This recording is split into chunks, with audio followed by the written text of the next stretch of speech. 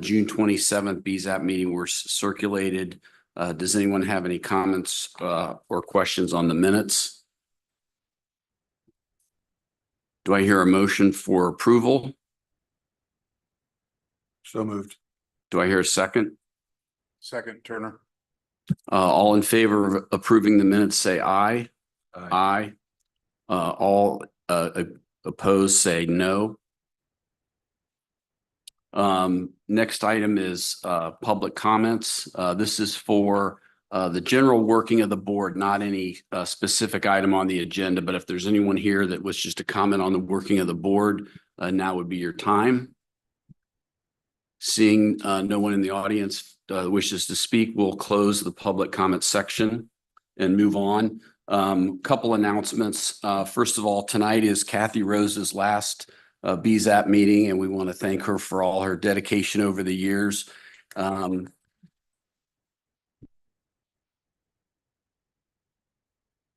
we want to welcome Matt here tonight, who's going to be taking over, and obviously he's got big shoes to fill, but we're sure he'll be able to do that. Thank you. And then we've got a couple new members, Andrew Rosenthal, who's back on the board. He was on the board previously. Andrew, welcome back. Thank you. And then Tiasha Letestack, welcome to the board. Thank you. Thank you. Just some administrative stuff. I just wanted to remind the new board members and tell the new board members and remind the old ones that when you are speaking, please make sure your microphone is on green so that it's on. And when you're voting, please say your vote and say your name. Thank you. Perfect. Thank you. With that, we'll go into old business. I don't see any old business on the agenda, so then we'll move into new business. The first application, BZAP 24-16, 123 South Cassidy. The applicant is Taylor Patterson. Do we have some background on this? And is the applicant here tonight? If you could come up and be sworn in, please.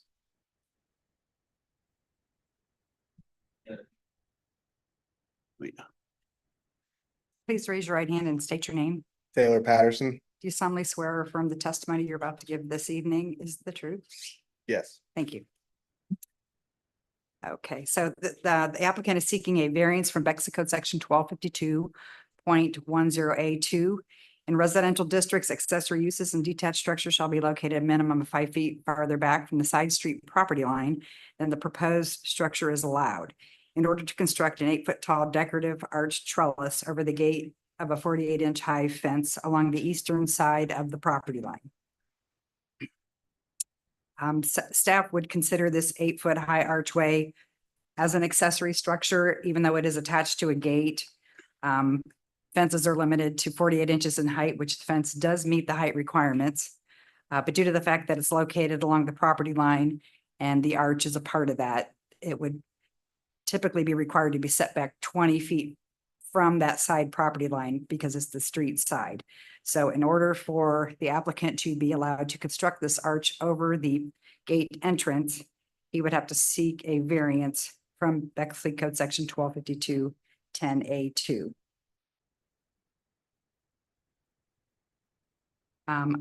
Looking through the site plan that they had submitted, if the board finds it appropriate to grant the 20-foot variance to allow these, we've got different measurements. We have a 7-foot measurement and an 8-foot measurement. So I do want to clarify which of those two figures is correct.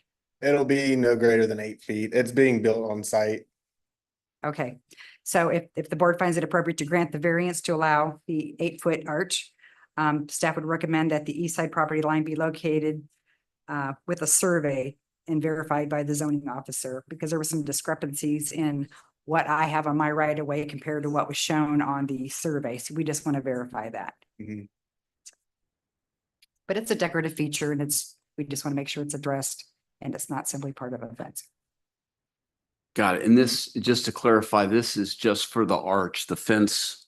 Correct. The fence doesn't need a variance. Is that right? That's right. That's actually an example of what it'll look like. The fence is up currently, so he just installed the posts a little bit higher. So if he gets the variance, he'll complete that. Gotcha. Okay, do you have anything else is anything you'd like to add to that? No, she got everything correct. Okay.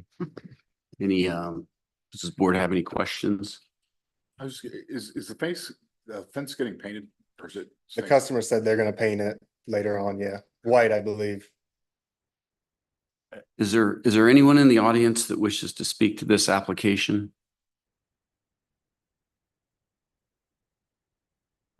Any other board discussion? Trellis will be wood. It is. Yep, custom built.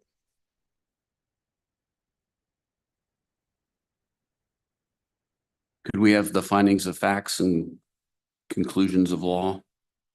The findings of fact and decision of the board for application number BZAP 24 16 for property located at 123 South Cassidy.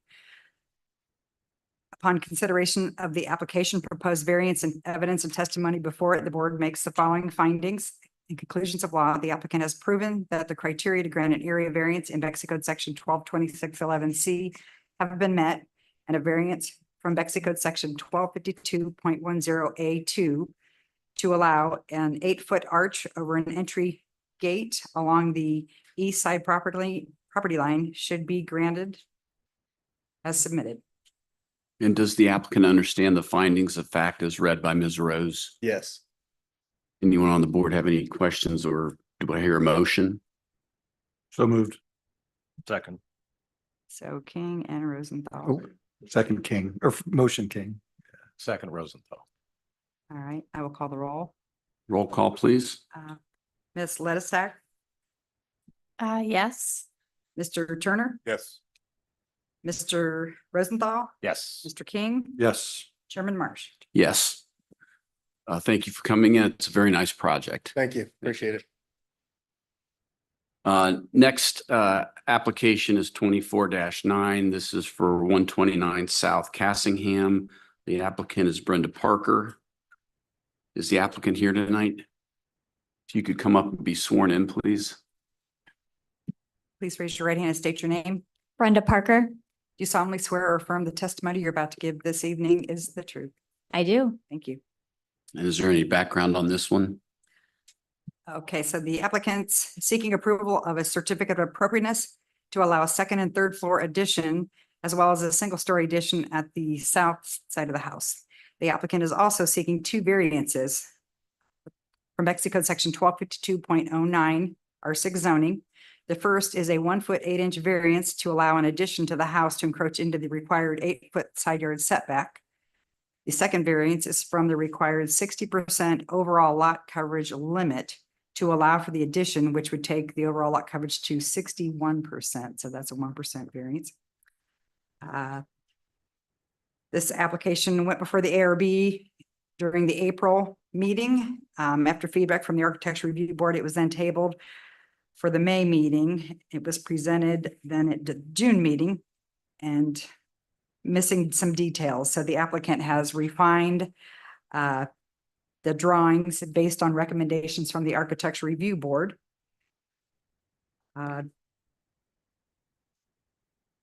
So if the staff finds that the request is not unreasonable, given the very unique nature of this house and the development that this design has gone through, and to reduce the massing and develop the details. And I will defer to Karen if she would like to talk about some of those refinements that have been made. Sure. I'm not going to walk through all of them. It was quite a process, and Brenda was a good sport. She came before the Architecture Review Board, I think 3 times. Mhm. The first time was with a 3-story, facade, and it just looked out of proportion. Brenda worked with me and with the board, and we came to pretty much this model. I believe you're going to extend the window. Correct. Yeah. The window over the bay on the right. The only thing left is the window on the second floor over the bay on the right will extend down a little, have a better proportion to match the rest of the windows. But the board was very supportive of the final drawings, which I'm happy to go through, but the front facade is what was the sticking point. So they had a positive recommendation. Got it. Thank you. If you'd like to go ahead and just present whatever you'd like to present for this, that'd be great. So as you can see, the existing house is a single-story bungalow, and the family was quickly growing out of it. So there, these lots are small, so there wasn't room to do an addition. So the only option was to add a second floor. The north wall sits 6'4" from the property line, which does not comply with zoning. So in order to add that second floor, we're making that side yard setback, we're extending that to a higher position. And then they had recently constructed a garage and done a new driveway. So once we kind of added this new addition component in, it increases the lot coverage to 1% over the allowable.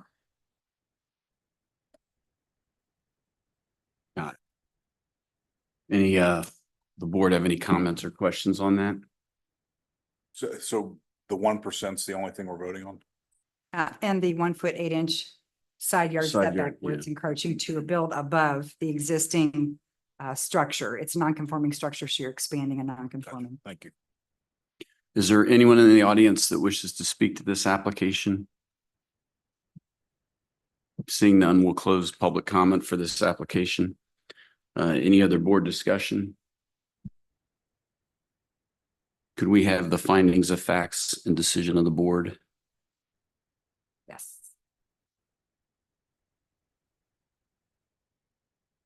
The findings of fact and decision of the board for application number BZAP 24-9 for property located at 129 South Cassingham. Upon consideration of the application, proposed variance and evidence and testimony before it, the board finds that the applicant has proven the criteria to grant an area variance in Bexley Code Section 122611C have been met, and a 1'8" variance to the required side yard setback and a 1% variance to the overall lot coverage in accordance with 1252.09 R6 zoning should be granted to allow additions to the principal structure as proposed. And the board further motions that a certificate of appropriateness should be granted as recommended by the Architectural Review Board. And does the applicant understand the findings of the board as read by Ms. Rose? Yes. Any board discussion here?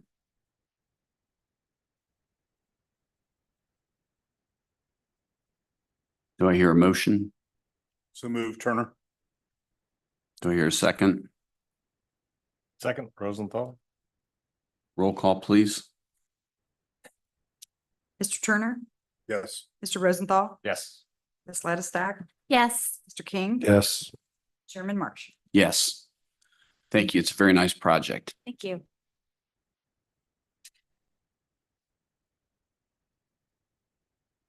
Next, we have application 24-20, 2505 East Main Street /2511 East Main Street.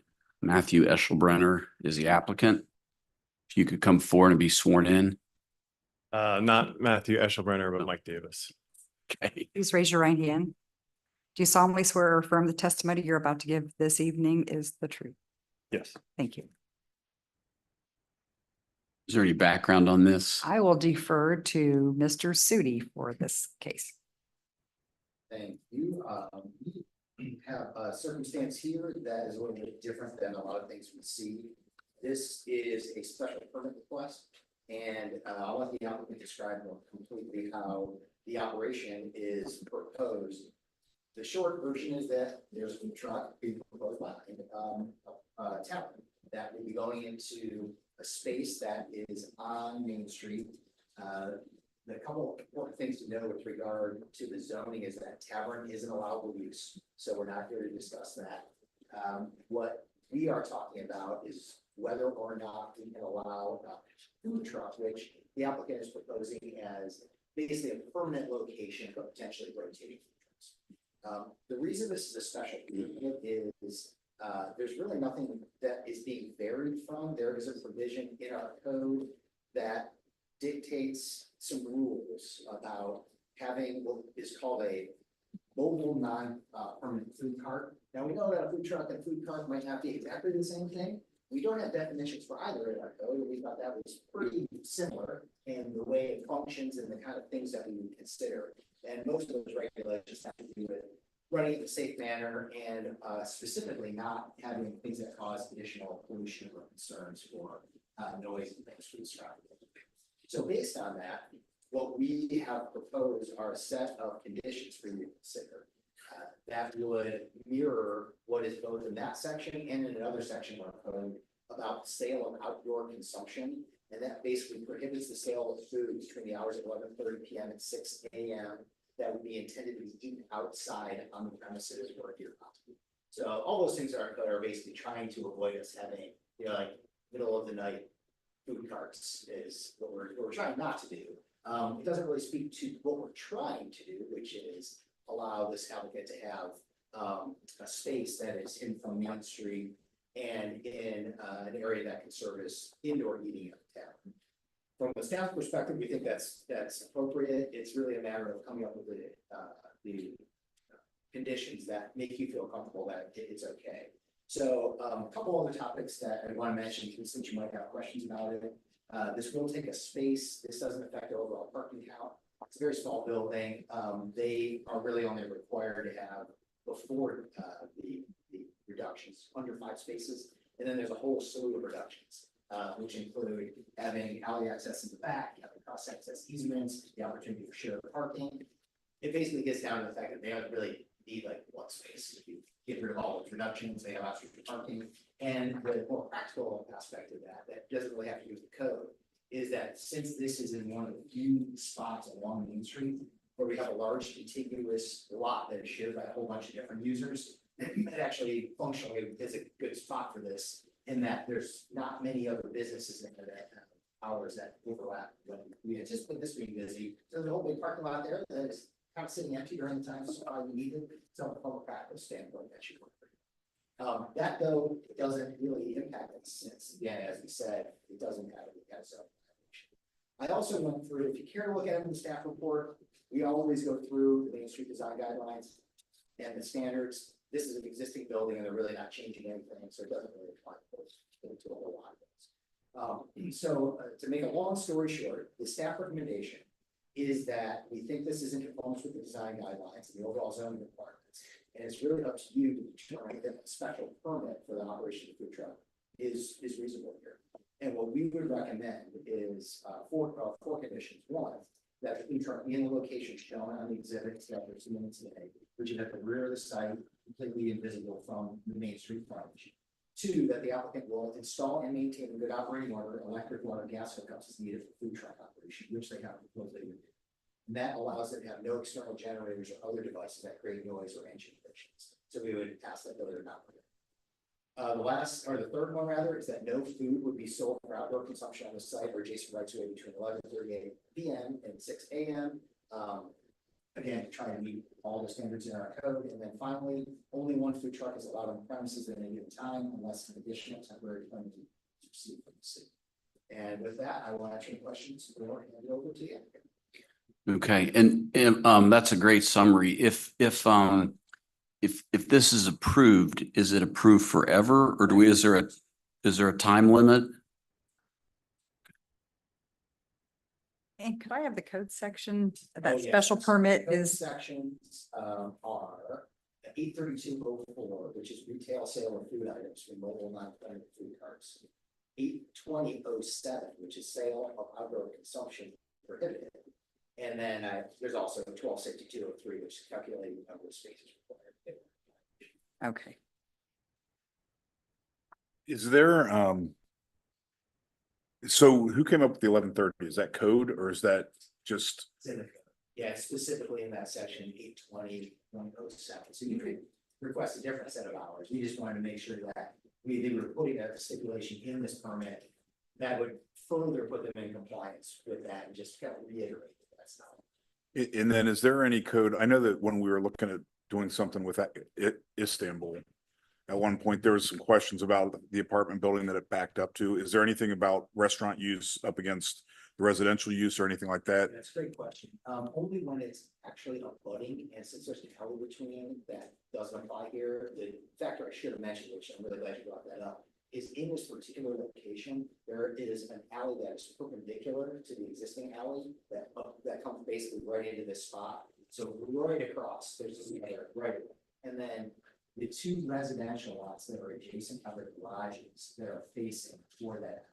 So yeah, you can see right there that luckily, this placement of the storefront in front of the building works out that in the rear of it, they are right in a spot that doesn't have really any visibility from anybody's yard to directly because of the fences. So I think that's a pretty fortuitous spot. And what's the business model? Is the idea that guests are going out back and placing an order? Like, I'm thinking grain and grape. Does it look like that? Or does it look like QR codes? And how does it work? It doesn't. The model, it's gonna look like a restaurant.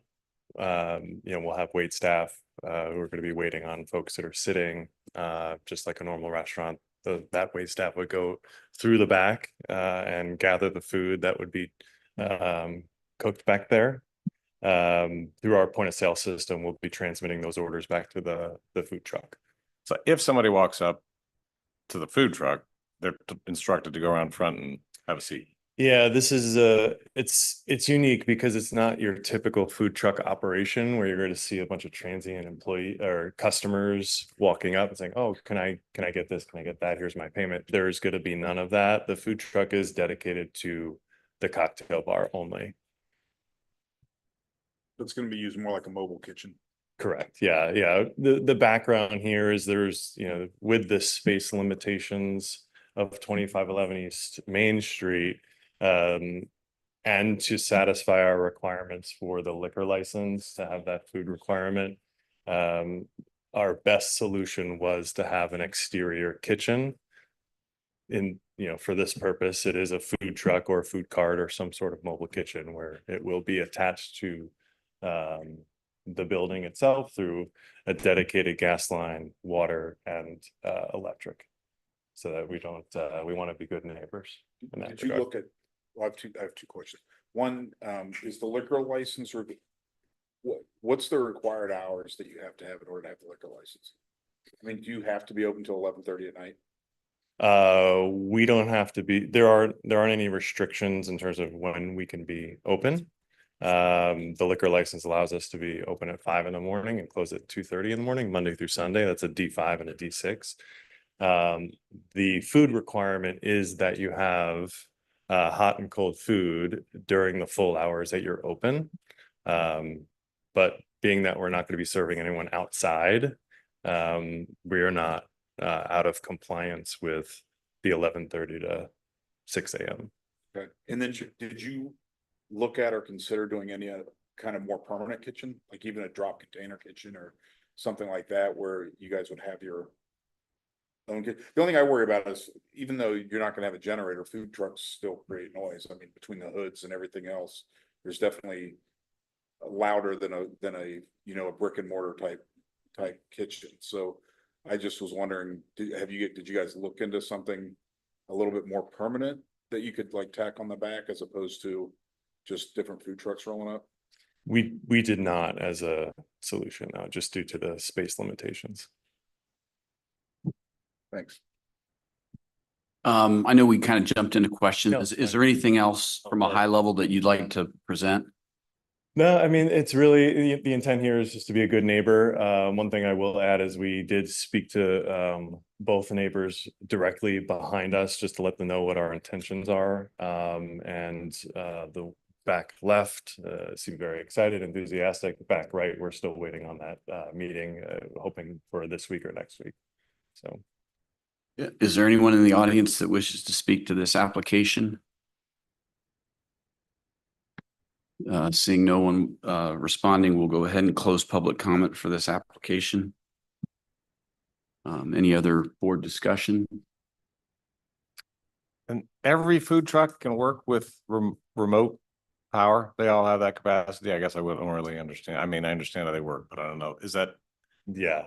There's not going to be a situation that you can avoid an external generator all the time. Because there's the propane tank consideration too, and that's why we have the gas hookup, just for safety reasons. And then also with the electrical hookup, we are contemplating various plug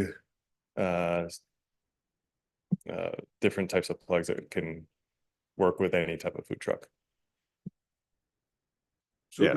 I'm sorry, is this the same food truck all the time, or is this rotating food trucks? I'm confused. So it's going to be rotating. The current plan is that every 3 months we'll have a different food truck that's going to come in. That allows us to get really creative with our wine pairings and cocktail pairings, and put out a new menu every 3 months. So is this a food truck that will come and go, or will it be parked here for 3 months straight? It will be parked there for 3 months.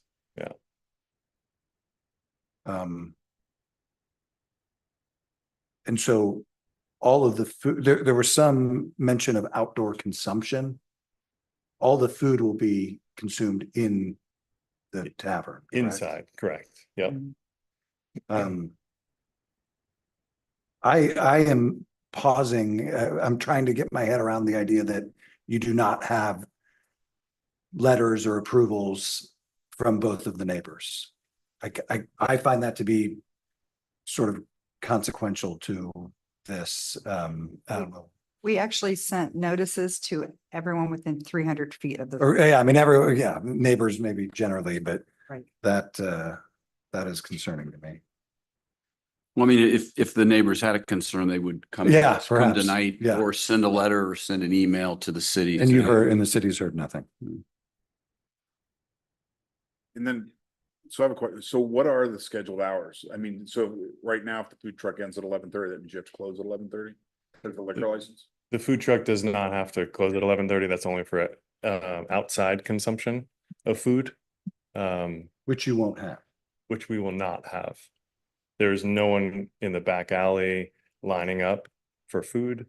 There's no ordering back there. There's no there's going to be no one back there other than our wait staff running the food in and out. So what are your planned hours of operation at the food truck? As of right now, we will be open till 2 a.m. Thursday, Friday, and Saturday night. Now, that doesn't mean that the food truck's going to be operating during those full hours. We will have potentially a different, smaller menu inside. Call it light snacks, mixed nuts, charcuterie that we will provide for ourselves without having to utilize the food truck.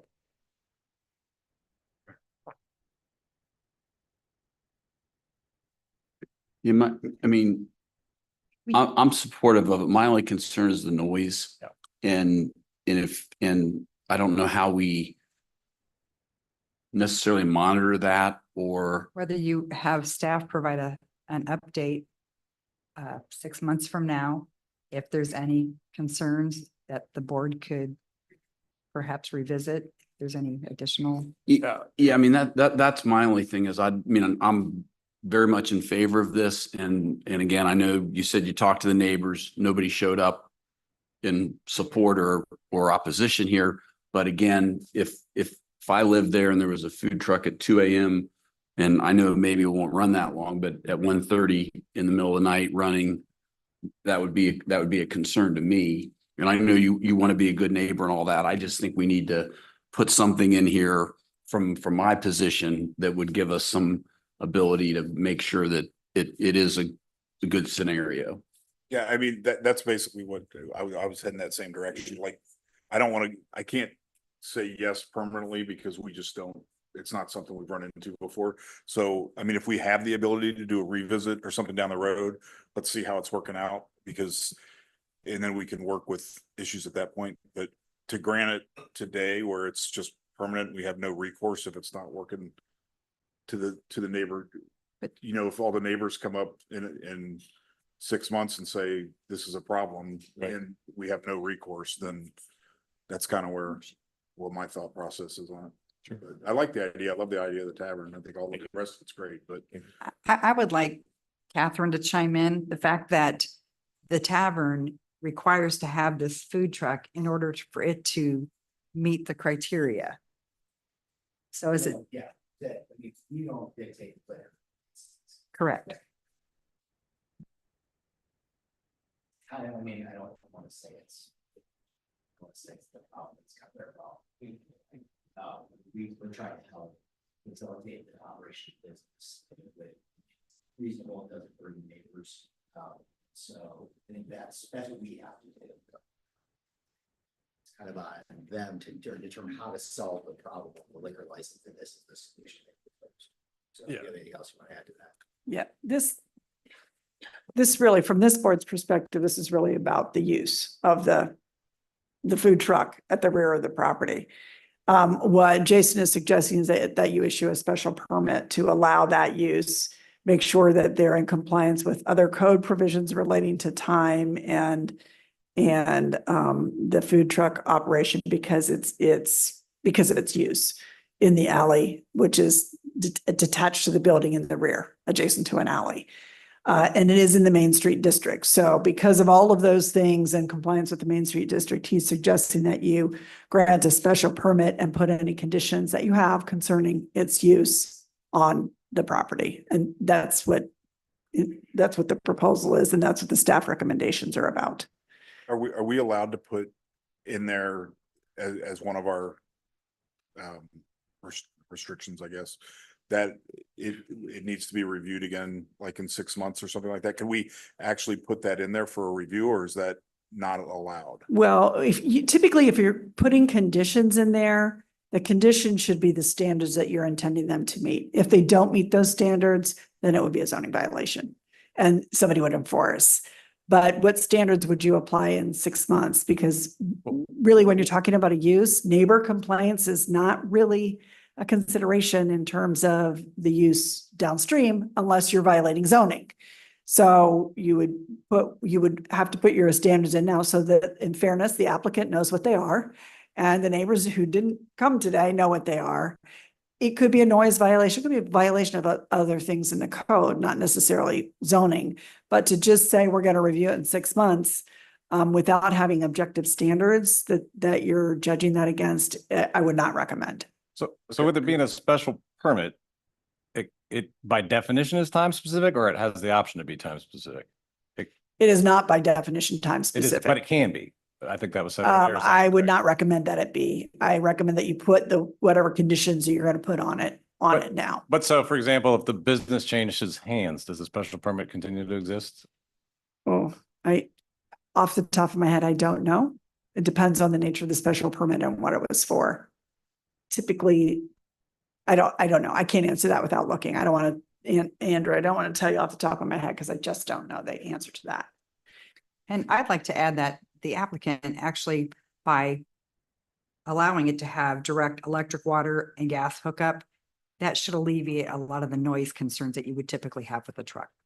Yeah, that's They the are- generator thing to me is everything. I mean, Right. That's, Yeah, so back a little bit to what you were stating though, like, I understand putting the restrictions on it now, but we've never had this before, so how can we put restrictions on something that we don't? I mean, I'm not, don't And take this counsel- personal, don't take this personal, but, okay, so we have to add that there won't be any grease on the ground because 6 months from now, all the trucks are dumping grease all over the ground. And So there are we didn't know already about it. restrictions against. Well, that. but I'm just saying it could be something that we don't have a restriction be. against that we don't know. And that's why I'm Absolutely. asking if But there's then any you make- ability to revisit it, then Yeah, sorry, Mr. Trent, go ahead. no, that's okay. That's just the reason I'd like to be able to revisit it is because it's not something we've ever seen in the community and Understood. there could be things that we don't know. There could be, and typically the solution to that would be a legislative solution to have council adopt an ordinance with standards. And, to the extent that they would not comply with those standards, they would be prior non-conforming for a period of time, but not in perpetuity. And then those standards would apply to the So they next would be one. grandfathered for a period of time though? Could be, depends. Those are also fact specific, but could be. Okay. Not guaranteed to be. One thing I will say, if it makes it any more helpful, I can just real quickly give you a couple of the standards that are in the code that apply to these, and that I think may give you a little more clarity. I'm just trying to find it. So basically, where's all that stuff? Clean appearance all times. No spilling or splattering of grease, water, food, or trash in the public right away or private property or place. Like the umbrellas that don't apply.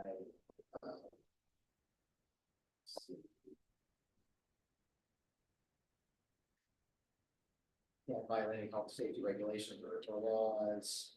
So anyway, the gist is that there's like a set of business requirements that are in 32A4. And I know it's not as helpful as thinking of everything. There is at least some set of things in there that we would hold. Right.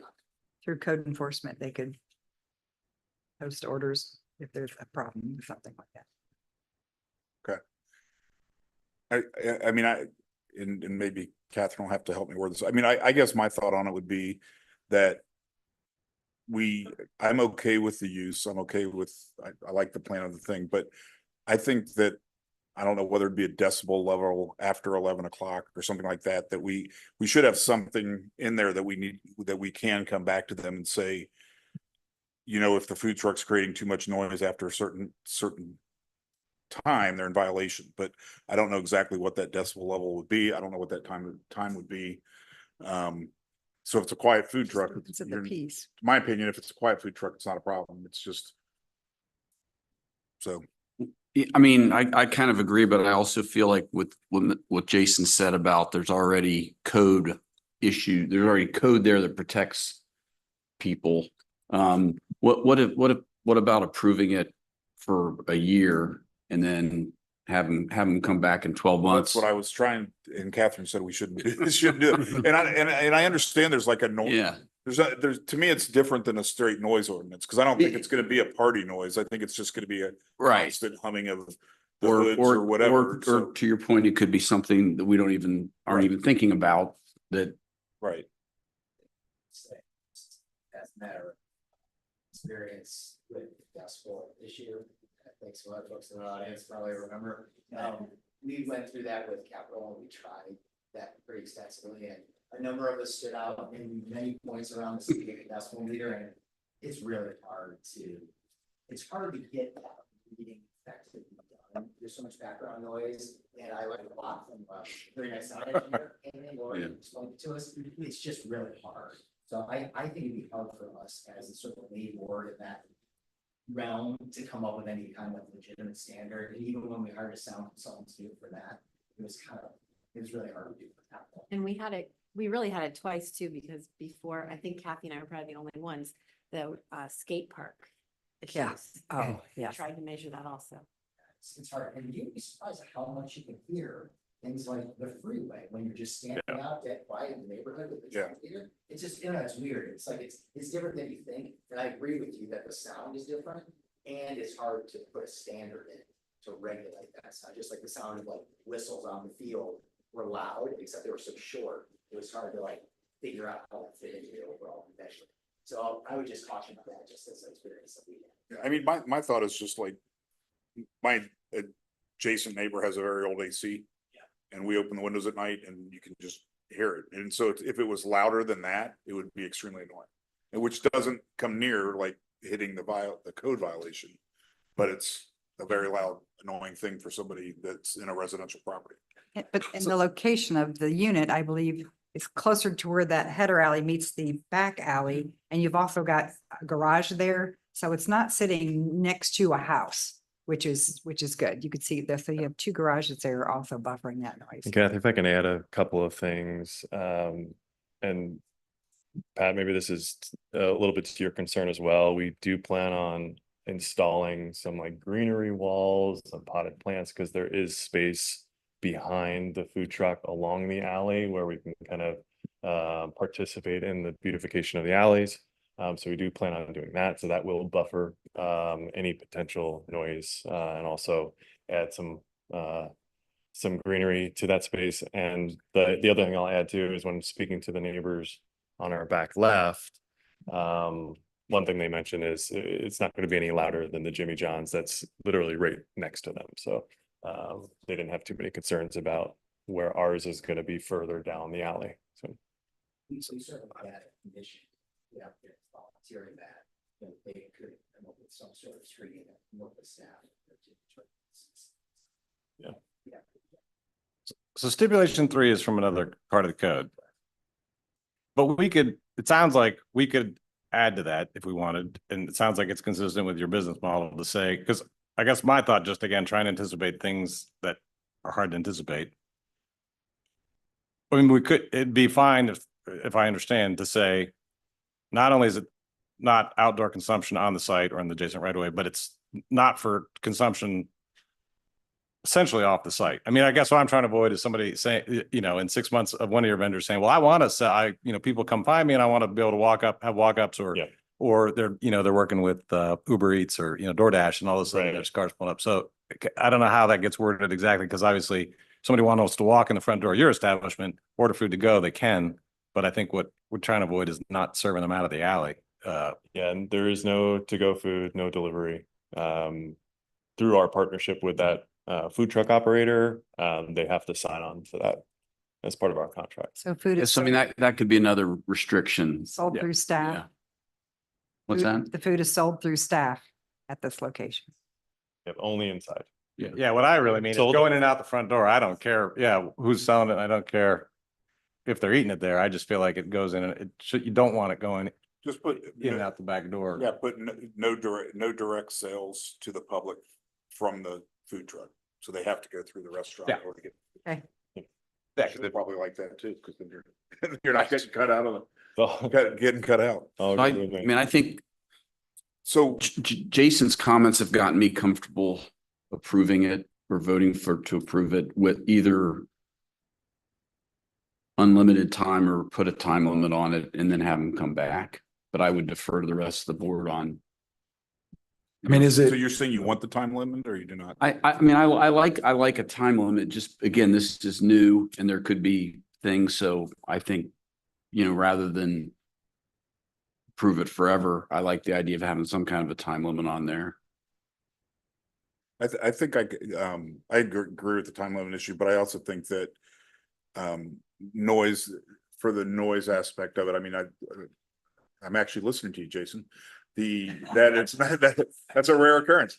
So it doesn't make that the noise would be, within reason of the noise produced by other businesses, and if it's, so it'd be similar to what Jimmy John's or whatever else anybody else in that does. So obviously if it's an extreme excess of that, then it's an issue. I'm fine with that, an excess noise provision. and this would go until 11:30? I'm not sure I'm clear on that. I mean, you can run it until 11:30, or you can't run it from 11:30 to 6. Is it your intention to run it up to 11:30? We currently have no plans to stop at 11:30. Yeah, he could run it all the time. He We're not could sure. serve food on Till site 2:30. after 11:30. For outdoor consumption. Yeah, the time limit that's. It's only for I'm sorry. Yeah, I'm yeah. sorry. It's a Okay. little, it's a So little it would go till- confusing. So you're intending to do this until 2 a.m? That's the current plan, but we do have other options if that's not something that the board would allow. I mean, that seems, I mean, in light of being in discussions about pickleball stopping at 9:30 and, I mean, now we're talking about food trucks still Pickleball in a louder. different That'll be committee, in a louder. different Yeah, situation. yeah. Yeah, I mean, I get it. Pickleball's louder than. I get it. I mean, you know what I'm saying? Now we're running food trucks till 2 a.m. I sort of pause there. But I mean, Just clarify. Sounds like you are interested as a board to modify that to say no so forever such a. Is that accurate? What? Yeah, I'm yes, sorry. yes. yeah, Yes. yeah, So far. yeah. No direct sales to the public. Yeah, my concern is, selling out of the food truck. I want the food to go through the pub and not out the back door.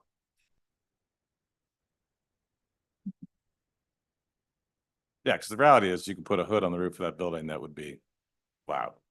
I mean, if you wanted to take the space to put a hood, and so to me, the neighbors complaining about noise, again, the generator worries me, but The hood on our And there's no generator. building would be 5 feet away than the Yeah. hood on the yeah. food truck.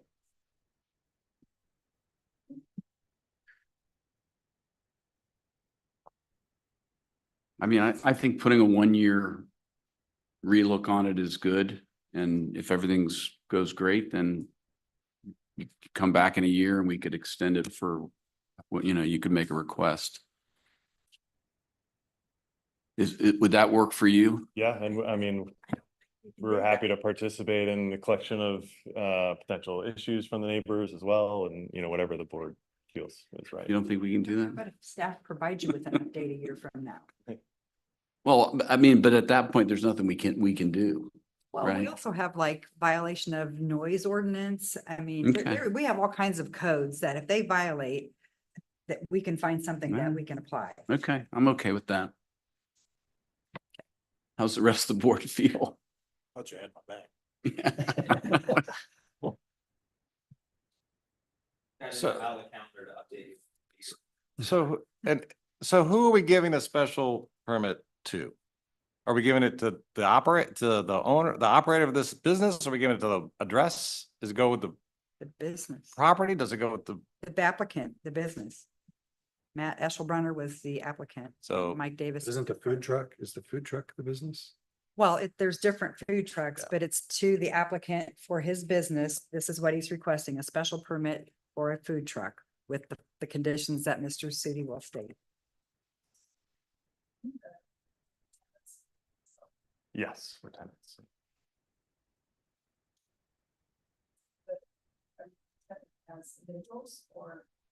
As a business, LLC, yeah, Bexley Hospitality.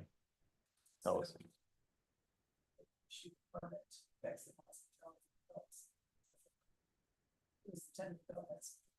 Yeah, yeah. All right, any other board discussion? So if you could read the findings of facts and conclusions of or decision of the board as with our modifications. For the Bexley Board of Zoning and Planning, the motion is to move that upon consideration for the application of proposed special permit. And testimony before the board makes the following findings of the facts. Conclusions of law decisions, the applicant is proving its criteria to grant special permit, Bexley Code section 832.04 and 820.07 to allow a mobile food truck be granted with the following conditions. That one, it is, the food truck will be in the location shown in exhibit submitted for the July 25th, 2024 WZAP meeting. 2, that the applicant will install and maintain good operating water, electric, water, gas hookups, and needed for food truck operations. No external generators or other devices that create noise or engine emissions are permitted. 3, that no direct sales to the public from the food truck will be allowed. 4, only one food truck is allowed on the premises at any given time unless additional temporary permitting is received from the city. And 5, the applicant will provide a screening, some sort of screening of the truck, subject to staff review. Does the applicant understand the, What about the noise will not exceed vicinity uses? I don't know, how do we want, how do we want? It's sort of the piece, I mean, those will apply. There's rules in place for that excessive noise that actually the police could enforce if there's an issue. But does the current excessive noise doesn't have to be above a certain level? Center disturbance of the peace. I don't know how, that's tough, what we did before we got capital case. But this next has a process.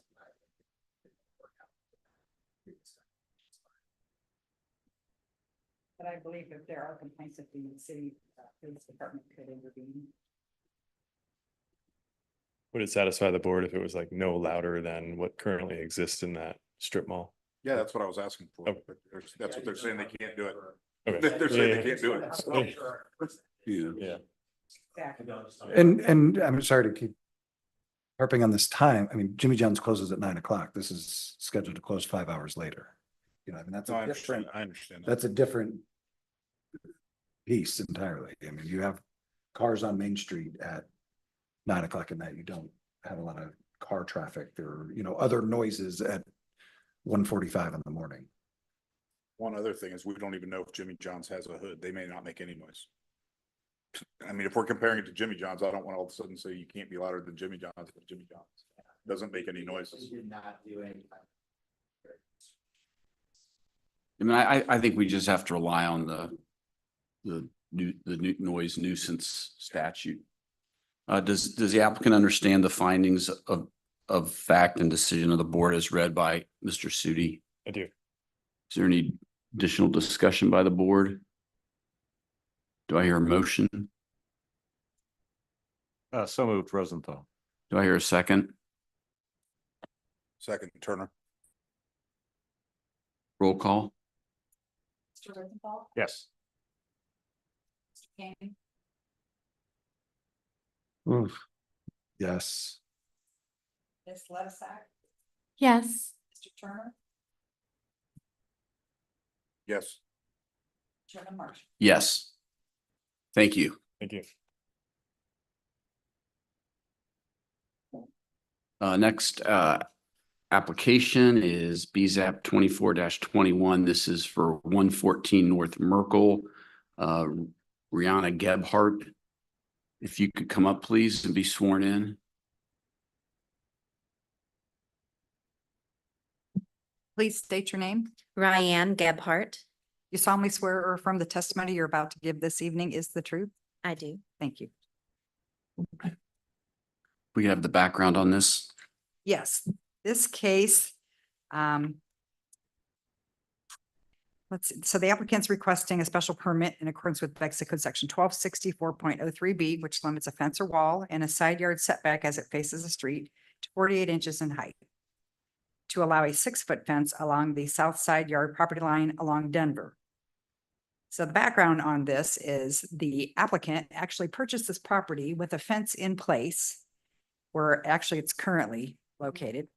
And along the city right of way, there are no sidewalks. So the city has been trying to add sidewalks within these streets that do not have sidewalks. And it was found that this fence is actually in city right of way.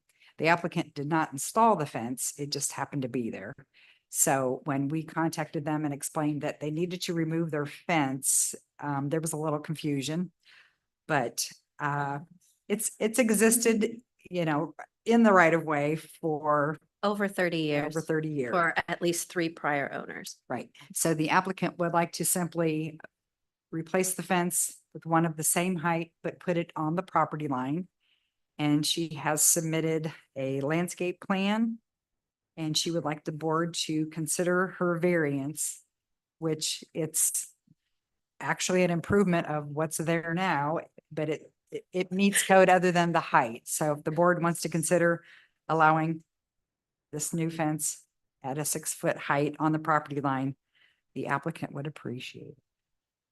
Got it. Thank you. If you'd like to go ahead and present your application. Yes, so once we received the letter that the fence needed to be moved, I did some digging into the history of the current fence. That one was installed by the Jonases, who bought the property in 2010.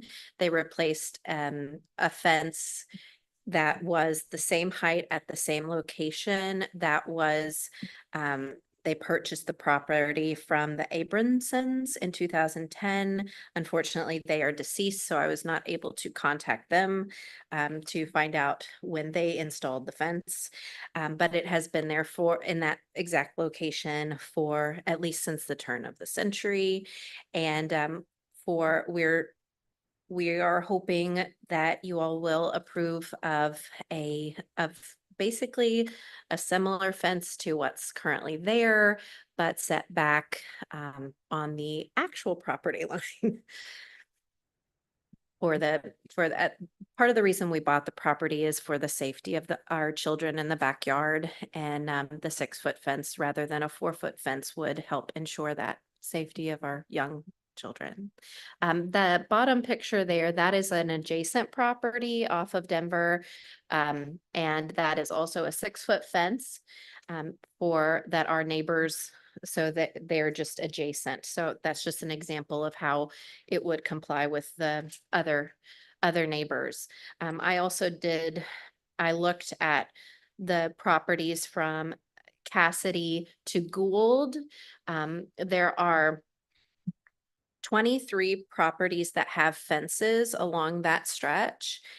13 of them have 6-foot fences, and 10 of them have 4-foot fences along the properties, along Denver. So it would conform to what that avenue's kind of style is, if you will. Got it. Thank you. Is there anyone in the audience that wishes to speak to this application? Seeing none, we'll close public comment. Any discussion by the board? So it'll be curb sidewalk trees fence, or it'll be curb sidewalk fence trees? The city has decided to cut down those trees. They're in the city right away. Yeah. So got it. So that'd be beyond that. And is a sidewalk going to go in there? Yes. Yes. Any other questions? Could we have the findings of facts and decision of the board read? The findings of fact and decision of the board for application number BZAP 24-21 for property located at 114 North Merkle. The board finds that upon consideration of the application, proposed variance as evidence testimony before it, that the applicant has proven the criteria to grant an area variance in Bexley Code section 122611C have been met, and a variance from Bexley Code section, a special permit in accordance with Bexley Code section 1264.03B to allow a 6-foot fence on the south side property line be granted with the following condition: that the landscape plan is subject to staff review and approval. And do you understand the findings of fact as read by Ms. Rose? Yes, sir. Any other discussion from the board? Do I hear a motion to vote on this? So move, Turner. Second, King. Roll call, please. Ms. Lattistack, Yes. Mr. King, Yes. Mr. Turner, Yes. Mr. Rosenthal, Yes. Chairman Marsh. Yes. Thank you. Thank you. Next item is 24-22. This is 2474 Brentwood. The applicant is Amy Lauerhouse. If you could come up and be sworn in.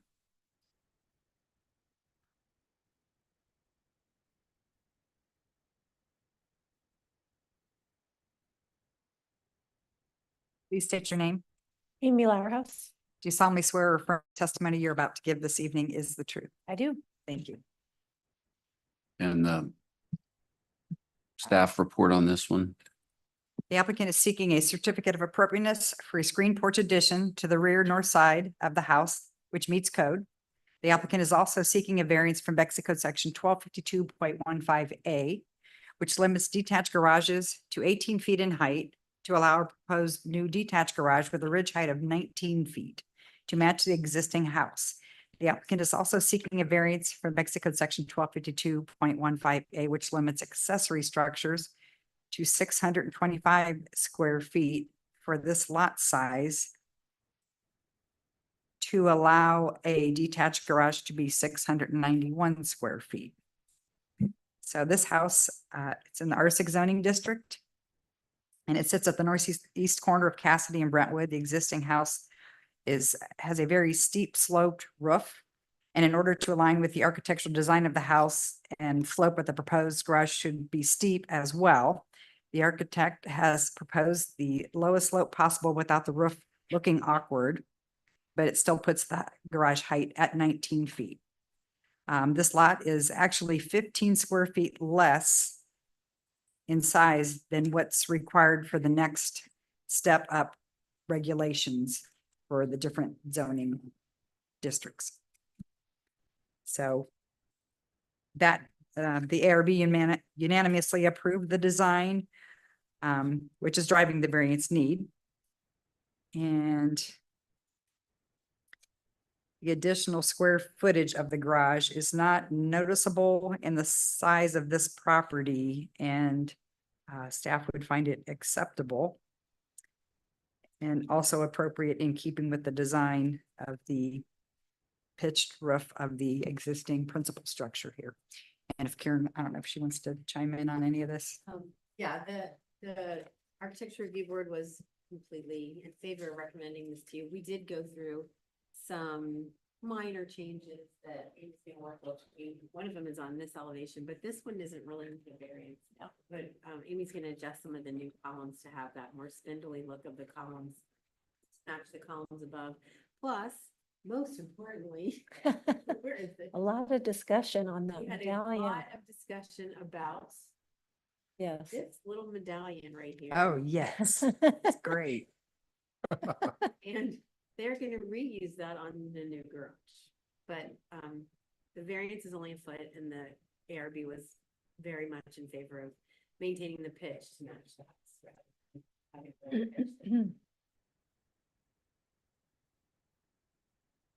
It is gonna match it, or it's just gonna be steep? So Karen, if you can go to, nope, to the right. Yep, that one. So this shows the new garage in relation to the house, as well as a site photo that shows the landscaping there. The landscaping is pretty robust. I don't show it on the drawing so we can actually see what's behind it, but it's the site is also sloping toward the alley. This is bordered on three sides by roads and an alley on to the north. So we felt like it really matched, was in keeping with the consistent architecture of the house. The slope of the garage is slightly lower than the house, but once I started going lower than that, it was really noticeable that it was different from the house. Amy, is there anything else you'd like to tell us about this project? No, they did a great summary. Is there anyone in the audience that wishes to speak to this application? Seeing no one, will close public comment for this application. I just have one question. Is there, what's above the garage, anything, or is it just storage? It's just storage. Yep. Thanks. Yeah, to me, I think it'd be sad if the garage roof, I mean, I'd let you go higher to match the house as far as that's why I asked, actually. To me, it seems like you should honor the house. And to me, the square footage thing, because of the size of the easement, I mean, the city right away there is Yes, huge. it is To me, huge. the lot functionally looks and feels like that next size up. So to me, the square footage issue is a moot point. Any other discussion? Could we have the findings of facts and decision of the board read then? The findings of fact and decision of the board for application number BZAP 24 22 for property located at 2474 Brentwood. Upon consideration of the application, proposed variance and evidence and testimony before the board finds that the applicant has proven the criteria to grant a 1 foot variance. I'm sorry, to grant an area variance in Bexley Code section 122611C have been met, and a 1 foot variance from Bexley Code section 1252.15A to allow the detached garage to be 19 feet in height, and also a 67 square foot variance from Bexley Code section 1252.15A to allow the garage to be 691 square feet be granted as submitted and as further recommended by the Architecture Review Board for a certificate of appropriateness. And does the applicant understand those findings as read by Ms. Rose? I do. Any discussion by the board, or do I hear a motion? I'll make a motion, Turner. Second, Rosenthal. Roll call. Mr. King, Yes. Mr. Lettis, Ms. Lettistat, Yes. Mr. Turner, Yes. Mr. Rosenthal, Yes. Chairman Marsh. Yes. Very nice project. Thank you.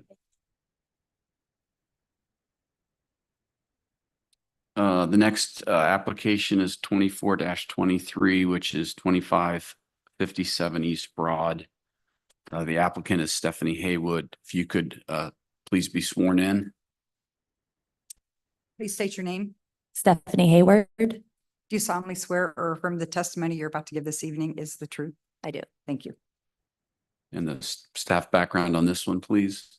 So the applicant is requesting approval to add an exterior cellar door and new exterior stairs to the basement. The applicant is also seeking a variance from Bexley Code Section 1252.09 R6 zoning, which requires an 8-foot side yard setback for principal structures to allow a cellar door in the east side yard to encroach 5 feet, 1.5 inches into the 8-foot required side yard setback.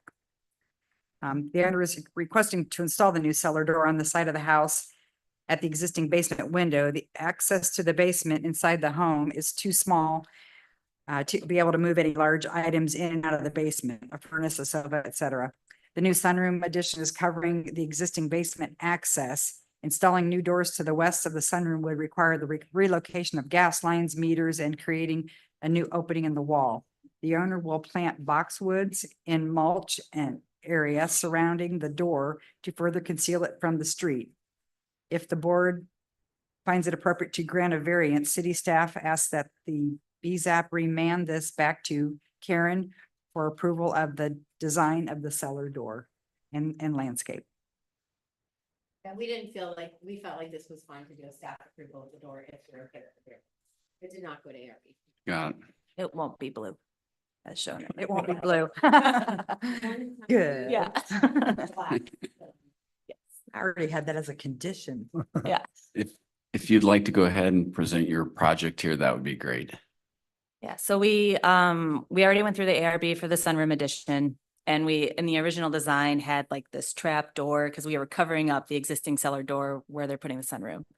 And they only need the access for occasional use if they're gonna like move a couch down there or have to replace the furnace. The trapdoor option just really wasn't working. It's just constructability. It was just causing a lot of hardship. So we chose that window. It's the furthest that's where the building is furthest back off the setback. I mean, the building kind of angles closer. So anywhere else would be a bigger variance to ask for it. And then, yeah, as the summary said, if we did it right next to the sunroom in the back, that is where a gas line is. There is no existing opening. So it was just going to be a bigger project. Yeah, so it would be a neutral colored door. They will screen it with landscaping.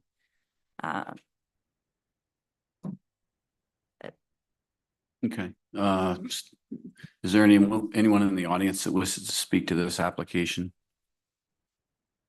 Seeing no one, will close the public comment or the comment on this one. Any staff board discussion? I'll just say as a close neighbor, actually, who has a basement access that's covered by an addition. Feel your pain. So. Yeah. Could we have the findings of facts and decision of the board read? The findings of fact and decision of the board for application number BZAP 24-23 for property located at 2557 East Broad Street. Upon consideration of the application, proposed variance and evidence and testimony before it, the board finds that the applicant has proven the criteria to grant an area variance in Bexley Code Section 122611C have been met in a 5-foot 1.1.5 inch variance from Bexley Code Section 1252.09 be granted to allow a basement cellar access door to be added on the east side of the principal structure, subject to further review and approval by the design consultant for the door and landscape. And does the applicant understand those findings of facts as read by Ms. Rose? I do.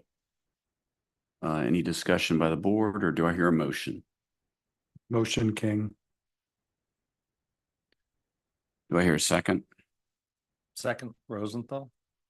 Roll call? Mr. Rosenthal, Yes. Mr. Turner, Yes. Ms. Ledestat, Yes. Mr. King, Yes. Chairman Marsh. Yes.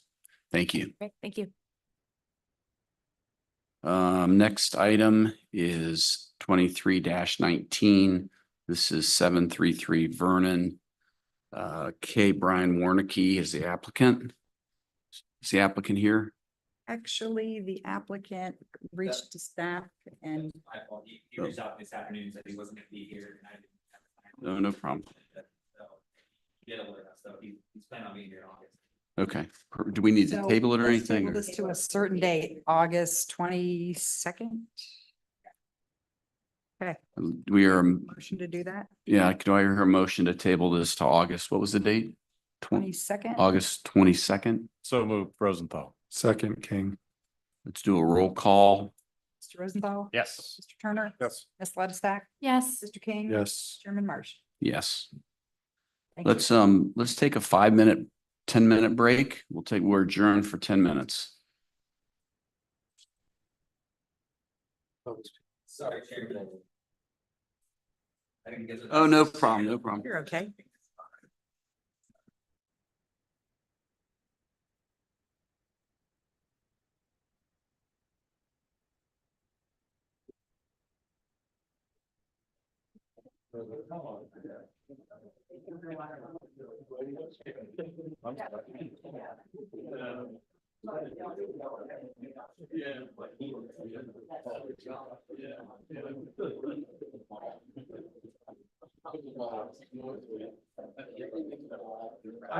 I just heard that the new ball, there's a new, it's like. Yeah. Some guy or gal's gonna be a trillionaire.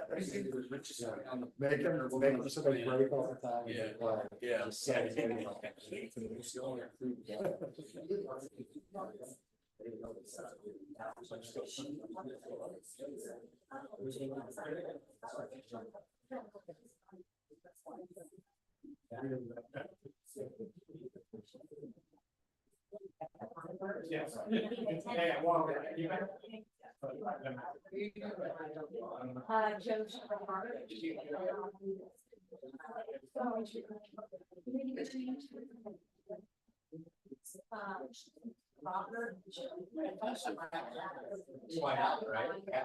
I have no complaint. Good, good. Yeah. Good. You got a good agenda for your first meeting. Very exciting.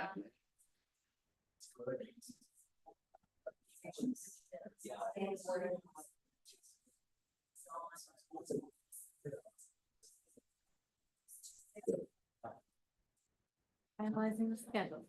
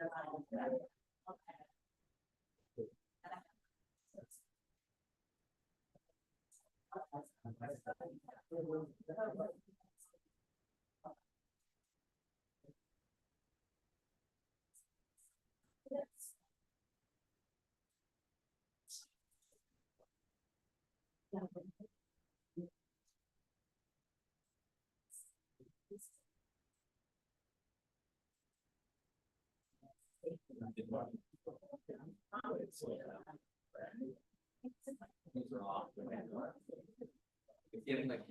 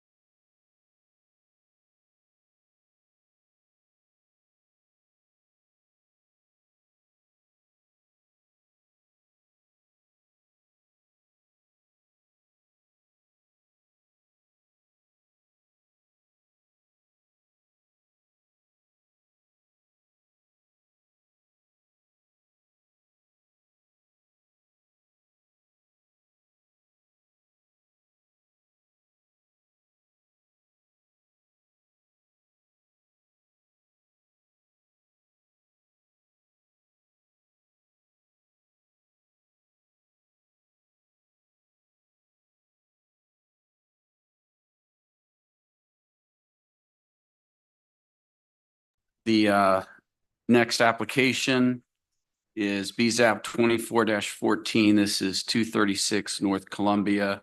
The applicant is John B. Hall. Do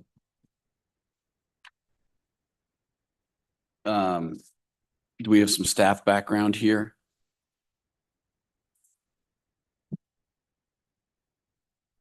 This application is for property located at 236 North Columbia, and the applicant requested demolition of the existing home to allow construction of a new home.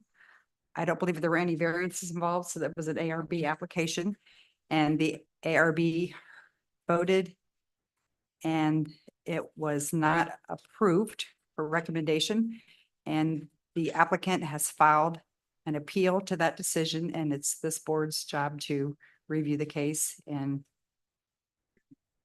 make a decision on the appeal. Thank you. Ms. Cunningham, do you want to give some background on the process and sort of where we are? Sure. This is actually, in my memory, the first appeal that this board has actually had. What you're used to getting from ARB is recommendations. The way that the Bexley code works is if there's in a residential development, if there is a variance or a conditional use, then a certificate of appropriateness comes to you and you decide the whole thing, or it goes to ARB for a recommendation to you first. Other than that, ARB would decide the whole thing. For demolition of property in a residential zoning classification, it is ARB who is actually the decision maker on that. You are not. So those don't come to you as a recommendation. They are actually decided by ARB based on the demolition code. And we did provide the board with citations to the demolition code, and the same Karen had at ARB. The ARB kind of looks at, we had up a flow chart that helps you sort of just get yourself through the code to make sure that you understand the criteria in that. That happened at ARB. ARB heard evidence in 2 different meetings before the application. And there was at least some testimony, and ARB ultimately decided to deny the application for the demolition. It then comes to you. At this point in time, it's an administrative appeal to you. There is also a right of appeal, which should not affect your decision, but there is also a right of appeal under the Bexley Code from any decision you make to council. So it could also be appealed to council and then to the courts if it gets to that. I'm not predicting that. I'm just saying that's the next step. So when you hear it on appeal, the code provides that you have a hearing. It does not have a lot of parameters about that. Typically, the record comes up to you and you have before you the entire record, everything that was filed in that case, all of the applications, the decisions. You also got in your packets, I think, links, or in your information, links to the YouTube. And so you could review the hearings that were before you. So it comes up to you on a full record that is before you. The applicant is here. It doesn't prohibit additional evidence. So typically you would only look to any evidence that was not previously presented. If it was already in the record before you, you don't rehear the case. It's not a do-over. But you can hear additional evidence as provided in the code, which is pretty general about it. And in your BZAP rules, I think it anticipates that there could be additional evidence. It is a quasi judicial hearing. And as you know, from our many board meetings and board retreats, in the most recent retreat, I think, where Mark Fishel did talk to the board about what quasi judicial hearing means. That means that you are sitting in a judge-like capacity, and that you are to hear the evidence and weigh and consider it and make a decision based on the record and the evidence before you. You can't go out and gather your own evidence or make a case for or against. You're just supposed to decide based on the decision of ARB, the record, everything that came up, and any additional evidence you might hear. Because it is a quasi judicial hearing, it is not subject to the Sunshine Law in the way that we think of the Open Meetings Act. You can adjourn to deliberate privately if you choose. You are not required to do so. You may deliberate openly if you choose to. That's really a decision of the board for you to to choose one way or the other. And then a final decision, whatever decision you make, should be in writing. So it wouldn't be final until it's memorialized, typically reviewed by staff and the board and finalized in writing.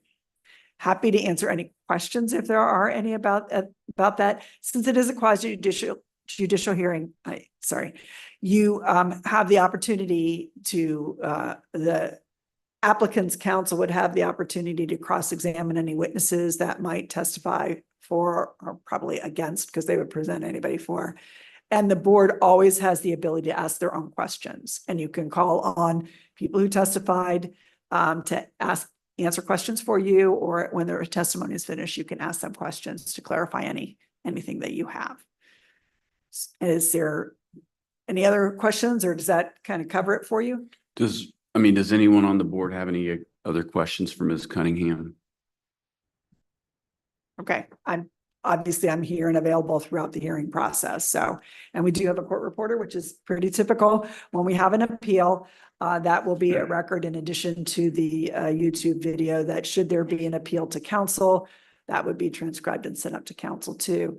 When council hear, if an appeal goes to council, it would be based solely on the record. They would not hear any additional evidence under the ordinances of the city.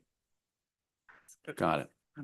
And this is, we're starting from, it's not a review of the procedure that went before, it's the entire body of testimony and Everything, right? So we're making a decision about the merits of the proposal, the demolition, not evaluating what ARB did. You are evaluating what ARB did, yes, but you can hear additional evidence, and then it's sort of a hybrid review of putting it all in the pot and deciding. It doesn't have to be a procedural mistake. We can just say, we think they decided incorrectly based on what we hear, if we wish. You can. Doesn't have to be they made a mistake procedurally. You have to weigh and consider the evidence and find whether a preponderance of the evidence supports the application. That's the entirety, the whole ball of wax. Considering also their decision, but everything else too. Does that make sense? Yeah. Okay. And I think because we do have a number of people in the audience, I think, can we just swear everyone in at one time? So if anyone plans to speak tonight, if you could stand up, raise your right hand, and then we'll swear everyone in at once. And then we'll get a list, I take it from the court reporter of the names, or have them sign. Yeah, we'll put a sheet out. We'll have everybody sign at the end. But if anyone plans on speaking, now's your chance to be sworn in. We can swear people in later if need be, but. So you've all raised your right hands. Do you solemnly swear or affirm the testimony you're about to give this evening is the truth? Thank you. All right, if we could have the applicant please come up. Thank you. Good evening, Chairman Marsh, members of the board. Joe Miller, 52 East Gay Street. I would at the outset just like to amplify and echo the board's gratitude to Ms. Rose for her years of service. I've been fortunate to be before this body and others in the city, and have always really benefited from her expertise. Thank you. I'm joined this evening by the applicant, architect John B. Hall, as well as the landowner, Mr. Yoaz Sar, and my colleague, Liz Alexander. We are also joined by professional and expert architect, Rob Livesey, MAI appraiser, Sam Kuhn, and we're fortunate to have with us the intended purchasers of this property, Dr. John and Lisa Warner. If you would just stand so that board sees you. Dr. Warner is the CEO of the Wexner Medical Center. They've recently relocated to Central Ohio and would intend to make their home in Bexley, would intend, as you'll hear, to make a substantial investment in this community.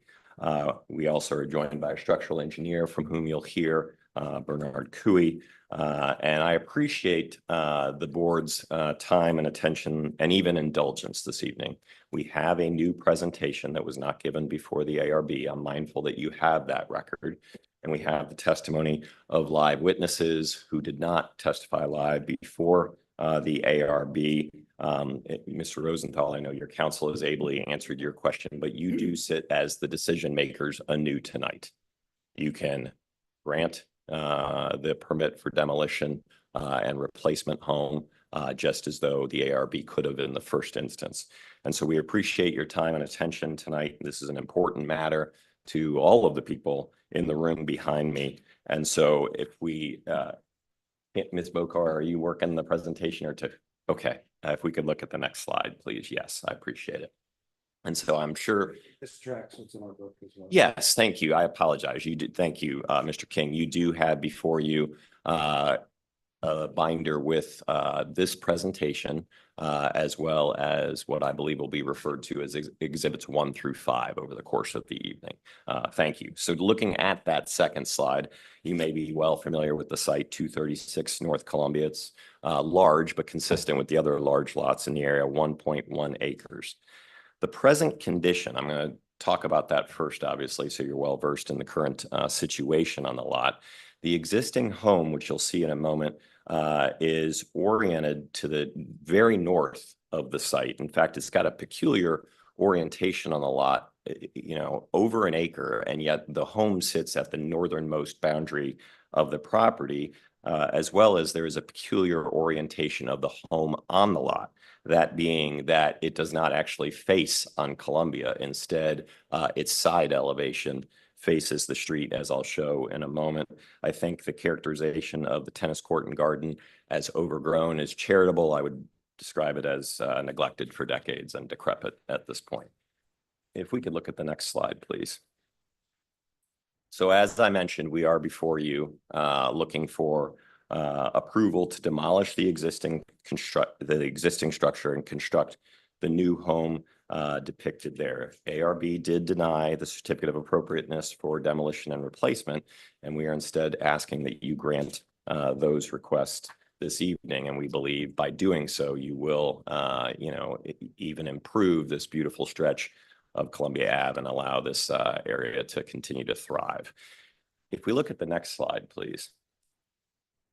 If you're not familiar with the existing structure on site at 236 North Columbia, these are fair representations of it. So top left, and this is slide 4 in the packet before you, top left is what you see from Columbia. It's overgrown. I'm not an architect. I obviously believe it's not a contributing structure to Columbia, being not really well seen and contributing to the neighborhood visually.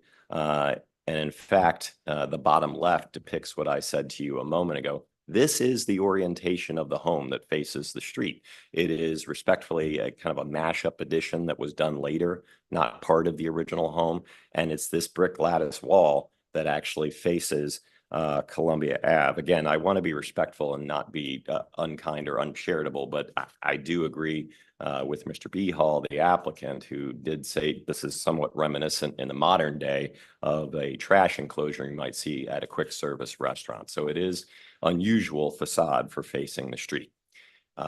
Ms. Bokar, if we could go to the next slide. I think it's worth you at least knowing about the interior of the structure, not surprisingly, given the home's age and its relative neglect over the years. On the left, that is the kitchen, and yes, that is the washer and dryer next to the oven, but also the home presents some real challenges for modern day living. You can see some of the common space and the bedroom there. That's part of that addition I mentioned, not true to the original part of the home. The rooms are very small. They are very choppy. They are not suited to modern living. In fact, on the right side, you get a feel for the low ceilings and the lack of functionality as that person comes down the staircase, what someone would encounter. It's very much a home from a different time. It's Mr. Starr. He is tall, 6'5".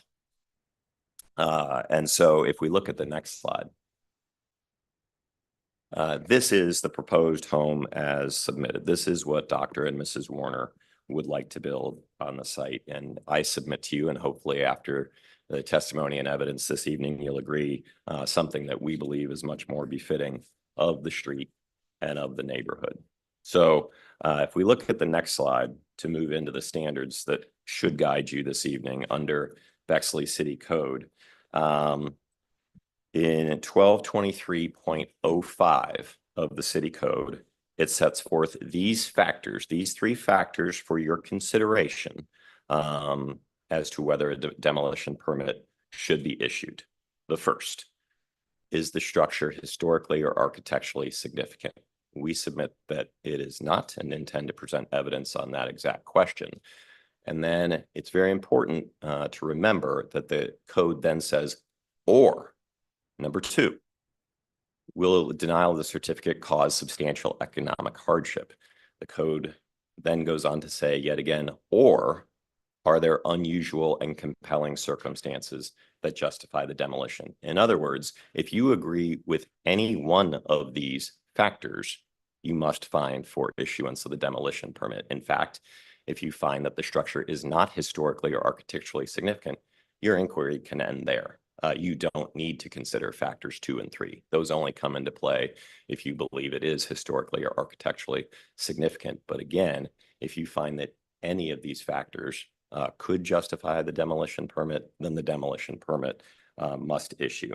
Now, the code goes further, and I think you're familiar with this. It actually sets forth specific considerations under each of these factors. And I'd like to talk about each of the factors and the considerations itemized for each of the factors in the code in turn. So that means if we look at the next slide very briefly, we're first going to talk about whether that structure is historically or architecturally significant. And if we look at the next slide, these are in fact those considerations I mentioned a moment ago that are available for your consideration in determining whether the structure is historically or architecturally significant. I think the ARB premised the greater weight of its decision on factors 2 and 4.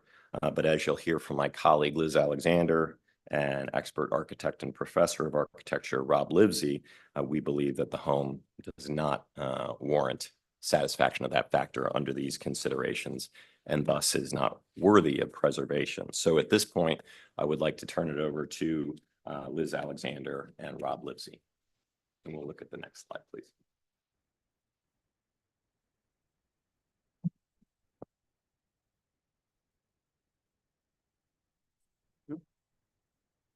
Good evening, Liz Alexander, I'm Rob Livesey. and I'll try to stand close to the mic so it'll capture both of us. Can you please introduce yourself to the members of the board and explain to them your profession? Robert Livesey. I'm Director Emeritus or Professor Emeritus and former Director of the Knowlton School of Architecture at The Ohio State University. I'm a practicing architect. I've actually done some residential projects in Bexley and done other residential projects. I've done everything from residential additions to $100 million laboratory buildings. So being primarily an academic, I worked with other firms to do those sorts of things and did a wide range of designs. Are you familiar with the structure currently located at 236 North Columbia? I am. And have you been asked to offer your expert opinions regarding that existing structure as well as the new proposed home? I have. I'll ask you to turn briefly in the binder before you to Exhibit 1. That'll be just behind the tab 1. So Oh, sorry. we'll have to, Sorry. there, no problem. Yeah. Do you recognize Exhibit 1 as an affidavit that you executed in connection with your retention as an expert witness? I do. And does this affidavit accurately set forth your expert opinions in this matter? It does. Will the opinions you're going to offer tonight be based on your over 50 years of experience in architecture? Hope so. And I'd like to walk through some of those opinions. What did you do to formulate those opinions? I visited the house and looked at the neighborhood. Both inside, I visited the house both inside and out. And then attached to your affidavit there is a collection of mid-century modern homes in Bexley. Did you review those as well? I did. All right, so now I'm going to direct your attention to the slide. And I'd like to start with the first factor under the code, the age and condition of the structure. What is your opinion regarding the current condition of the structure? The current structure is not in good condition. I think anybody who looked at it would recognize that immediately. For me, on the inside of the house, there are a couple of problems. One is the low ceiling height. So if I understand properly, this house, the new house is to be used for Dr. Warner, and having had some experience at the Ohio State University, having run the School of Architecture, I know how important it is to raise money and to entertain potential donors. And with my experience, it would be extremely difficult to do it in this house. We could talk about the entry, the driveway. As you've been told, the house is at the very northern edge of the property. There's a very narrow driveway to the front door. It's a dead end situation. And by the way, it's just across the hedge from a service drive to the adjoining property. So it is not a nice prospect as you come into the house. It's not an elegant prospect. And if you are going to entertain people, you should be able to entertain them in a graceful way. And that is certainly not the condition of entering this house. Once you come in, there's a funny split in this house, which is that the ceilings on the ground floor are very low. They're, let's say, 8 feet. The ceilings in the bedrooms on the upper floor actually take advantage of the roof. Now, we may talk about this later, but there's a discussion about Novaire Musson, who was who studied with Frank Lloyd Wright. And Frank Lloyd Wright was only 5'4" and had very low ceilings in his houses, and so in his buildings. But he always worked to sort of make the rooms grander. So you would come in on the edge of the rooms and the ceiling would be low, but then it would open up and be more gracious. So that's not the case here. The case here is that the ceilings are low throughout and on the ground floor. And so for me, that's a problem, again, in terms of the gracefulness of the house and having to entertain people, and I presume sometimes a fair number of people. And so I think that that's an issue that you wouldn't be able to correct easily. I also, as mentions here, about the small and inaccessible bathrooms. When I say inaccessible, I mean they're not handicapped. And again, if you're entertaining, you need to have handicapped bathrooms. But anyway, they're very old. They're from 53, and they're very small and very cramped, and they're not what would be expected today. The conditions of both bathrooms and kitchens has changed a lot since then. The next issue is the kitchen, which is if you're going to be entertaining people, you need to be able to have caterers there. And that kitchen simply could not handle caterers coming in and out and trying to serve a large body of people. So anyway, I think there are other issues, but. Can these aspects, some of these aspects you've described of the home, such as the low ceiling height and small and inaccessible bathrooms, can those be remedied through architectural design? Not really. I mean, no. I mean, you could, no, I mean, how are you gonna raise the ceiling on the ground floor? You can't, move the upper floor up? No, it's not possible, really. I mean, nobody would ever do it. Can we turn to the next slide, please, Karen? And does this slide depict the entrance you were describing in the service drive? It does. And can you explain for the board what we're looking at here? So on the right-hand slide, you're looking at the driveway as it comes up to the house. And as was mentioned before, the side elevation of the house is what faces the street. So the house has absolutely no presence on the street. This is the way you can see the house because the rest of the property has trees in front of it. This is the way you can see the house from the street. And then you have to come up this driveway to enter the house.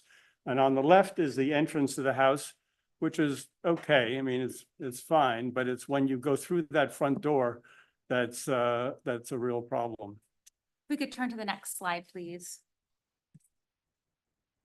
So here we might talk about Novair Musson. So in my letter, I said that Novair Musson brought prairie style architecture to Columbus, and that's true. As a former student of Frank Lloyd Wright, and he was here earlier. There were other people. Rich Miller was also studied with him and came, etc. But I want to point out these two houses relative to the house that we're talking about. So these are real Novair Musson houses. The one on the left is Novair Musson's original residence, and the one on the right is the Miller house that he did on Parkview. But look at these two houses. The thing is that Novair Musson, who, by the way, was a distinguished alumnus of the School of Architecture, there's character to these houses. The one on the left, his own house, is a bit funny in the sense that he's taken a pediment and turned it upside down, but it gives the house character. These houses have character. The one on the right, you can see that the Miller house, it's the idea that like he once had a rectangular house and he opened it up, and you can see the big windows under the roof as part of that. And in both those cases, he's working hard to give the houses character. That's not the case with the house on Columbia Avenue. In your opinion, do you believe the current structure at 236 North Columbia was one of Novair Musson's better projects? I do not. And by the way, I don't know if any of you know the AIA Guide to Columbus Architecture, but Novair Musson, of course, is in here. The two houses that are in here are the ones that you see on the screen, and notably absent is the one at 236 North Columbia. And so you talked about some of the aspects that you like of these two Novair Musson homes on the screen. What about the structure at 236 North Columbia is less desirable? Well, I've already talked about the sort of programmatic issues which are less desirable. The house at 236 North Columbia, it's so it's a prairie style house, but there are many other prairie style houses in Columbus that are better or more suited to the current situation or current times. We could go to the next slide, please. All right, so I'd like to ask you about the next factor, which is the importance of the structure to the character and quality of the neighborhood. Right. Do you believe the current structure fits with the character of the neighborhood? I do not. And why not? Because if you visit that street, you'll see there are actually rather large houses on that street. So the fact of the property, the size of this property is not uncommon in North Columbia and in that part of it. So there are very big houses and very big lots, but they're participating in a neighborhood. They all have big front lawns. They all face the street. They all have a presence. This house does not have a presence. Even if you were to take down the trees that shield the open part of this lot, that house will never have a presence on this street. It will never participate in the neighborhood the way the other houses do. And Mr. Miller mentioned that the house is situated on the northern part of the parcel. Does that create a gap that's unusual compared to the other houses in the neighborhood? It does. And how so? Well, all the other houses are basically facing the street. And so they have, as I said, they have the big front lawns and then presumably backyards. But the houses have a presence. This house does not have a presence, and that's the real issue. And so, the issue of the gap is just in addition to that, in the sense that you get a no presence and then a large gap, and then the rest of the houses on the street, on both sides of the street. Have you reviewed the plans for the proposed home? I have. In your opinion, does the proposed structure better match the character and quality of the neighborhood? Absolutely. And why is that?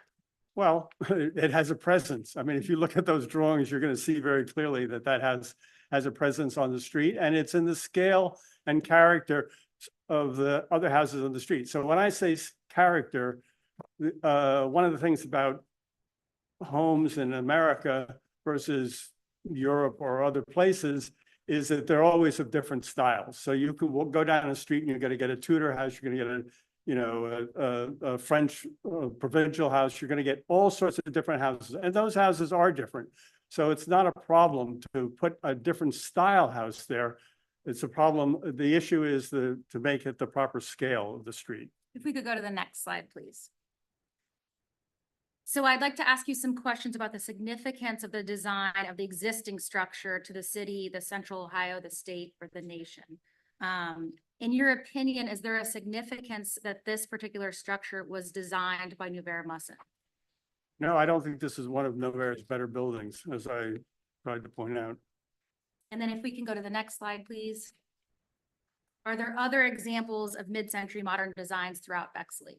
There are, and there are on North Columbia too. And we've depicted a few of those up on the screen. Are there many more examples attached to your affidavit in Exhibit 1? Yes. Based on your experience and expertise in architecture, do you believe the structure located at 236 North Columbia is historically or culturally significant? I do not. And based on your experience and expertise in architecture, do you believe the structure at 236 North Columbia is worthy of preservation? I don't think it's worthy of preservation. And that's all we have, if the board has any questions. Thank you. I have some questions for him, if you don't mind. When you say the ceilings are low, but you're saying they're 8 feet, isn't 8 feet kind of the standard height for most homes' ceilings? No, not today. Okay. 9 feet would be a minimum, and it wouldn't be a surprise if you had some higher spaces as well. Okay.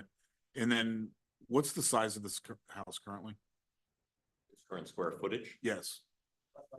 5,000 square feet. Okay. And then lastly, we talked about the lattice wall facing the street. Yeah. Would the removal of the lattice wall No. give it a better street presence, or would there No, be other options to make it give it a better street presence? Turning the even though it's house on the side. turning the house 90 degrees. Okay, besides that. But seriously, the fact is that there is no house there. It's the side of the house. It's a very narrow house, and it does have a piece further back that projects a bit into the garden. But what you see from the street is a very narrow, it's that one bedroom. It's that bedroom that you saw with the white brick wall. That's what faces the street. Okay, thank you. How many square feet is the proposed house? 6,500, close to 66. So, Mr. Livesey, is your opinion with a 16 or say 2,000 square foot addition in the hands of an architect, could any of the issues you raised be addressed? For example, the lack of presence in the neighborhood. If we say we need at least 2,000 more square feet added to this existing house, we're not tearing it down, we're going to add to it. Could an architect find a way to address the issue of the gap in the presence on the street? Yeah. No, I don't believe so. So if the existing house is 5,500 square feet and you want a 6,600 square feet, you got 1,000 feet to work with. You know what 1,000 square feet is, and it's not gonna fill that site. So the answer to that is no. Oh, well, and I can go on about other issues. I mean, if you want. I mean, the fact of the whole ground floor of the existing house, you have to use in some way, right? What are you going to use it for? If you say those spaces are not grand enough, not gracious enough, what are you going to use the rest of that ground floor space for? That becomes problematic. Because I would imagine that the entertaining spaces in this house are rather large. Well, actually, I know that the proposal, they're large. And that's what they need. They need entertaining spaces. They need living spaces and they need entertaining spaces. But we all agree it's entirely possible that my house, which is very nice, would not meet their needs. But that doesn't know that it would qualify for demolition necessarily. I mean, there are other places they could live. It's not as if the requirements of this particular homeowner has to dictate what we do with this particular parcel. Is that fair to say? No, but you have to also take into account the neighborhood. This neighborhood, who's living in this neighborhood? And these are people who entertain and have a lifestyle that it has certain expectations in terms of graciousness. And you're not going to make it with this house. And I will just offer, because you'll see it later, Mr. Rosenthal.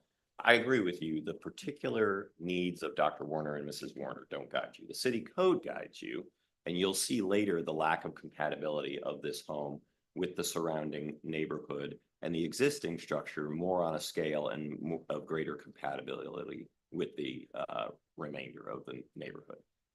While we have Dr. Livesey, urbanistically, when you look at the city of Bexley, is the eclectic nature of the residential stock important? Or does it mean anything relative to? I think it does. I think it's, it's part of the quality of Bexley. I mean, I used to live in Bexley, drive up and down the streets showing friends the houses, and part of their quality is their differences. And do you feel that the current house is typical Bexley house, or would you say it's a eclectic Bexley house? No, I wouldn't say. I'd say that it doesn't fit the neighborhood. That it doesn't, that is, Well, I'm no, saying but- no, but- stylistically, not in terms of the language of the street, but I'm just saying stylistically.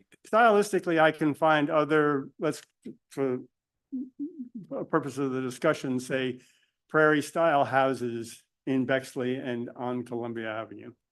And they present themselves in the neighborhood in a good way, whereas this house does not present itself in the neighborhood in a good way. So you're going to have that problem no matter what. Well, I guess what I'm driving at is, I think of this as, I call them 5% houses. It's an eclectic, it's atypical style in Bexley, the prairie style. Right. And I guess my question is, do you think that the proposed house falls into that same category, or would you say it's more typical of Bexley? More typical of Bexley. Yeah, I would agree. Yeah. I have a question, and perhaps impossible to answer, but you have a architect of some prominence in Mr. Musson. You have a family, the Lazarus family of prominence in Columbus, Ohio. Why would this building, this structure have been built the way it was? Do you have any insight into?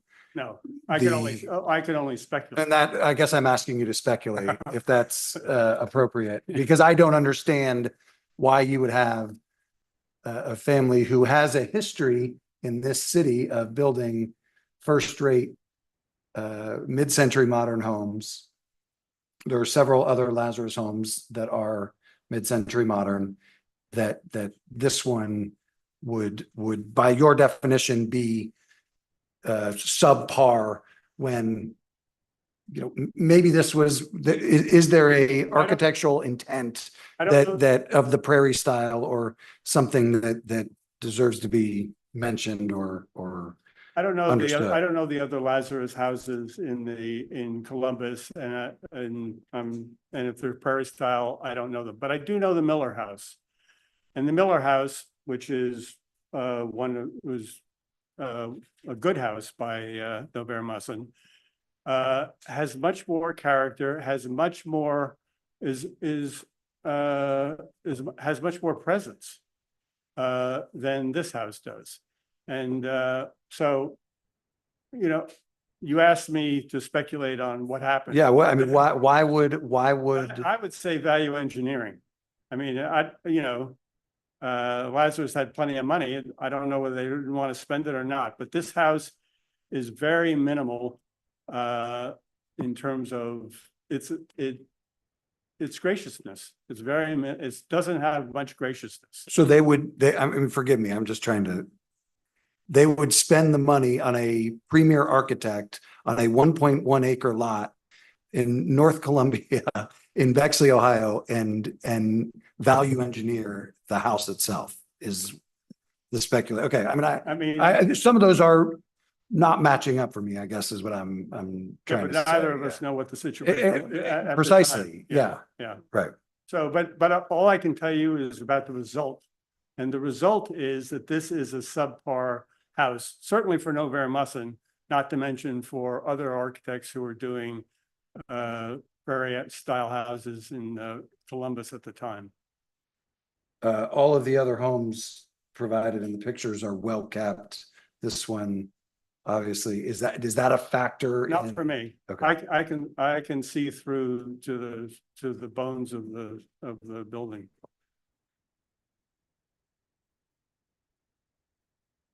But again, we come back to this issue about, 8-foot ceilings. It's just not, in the 50s, that was thought to be a cool thing.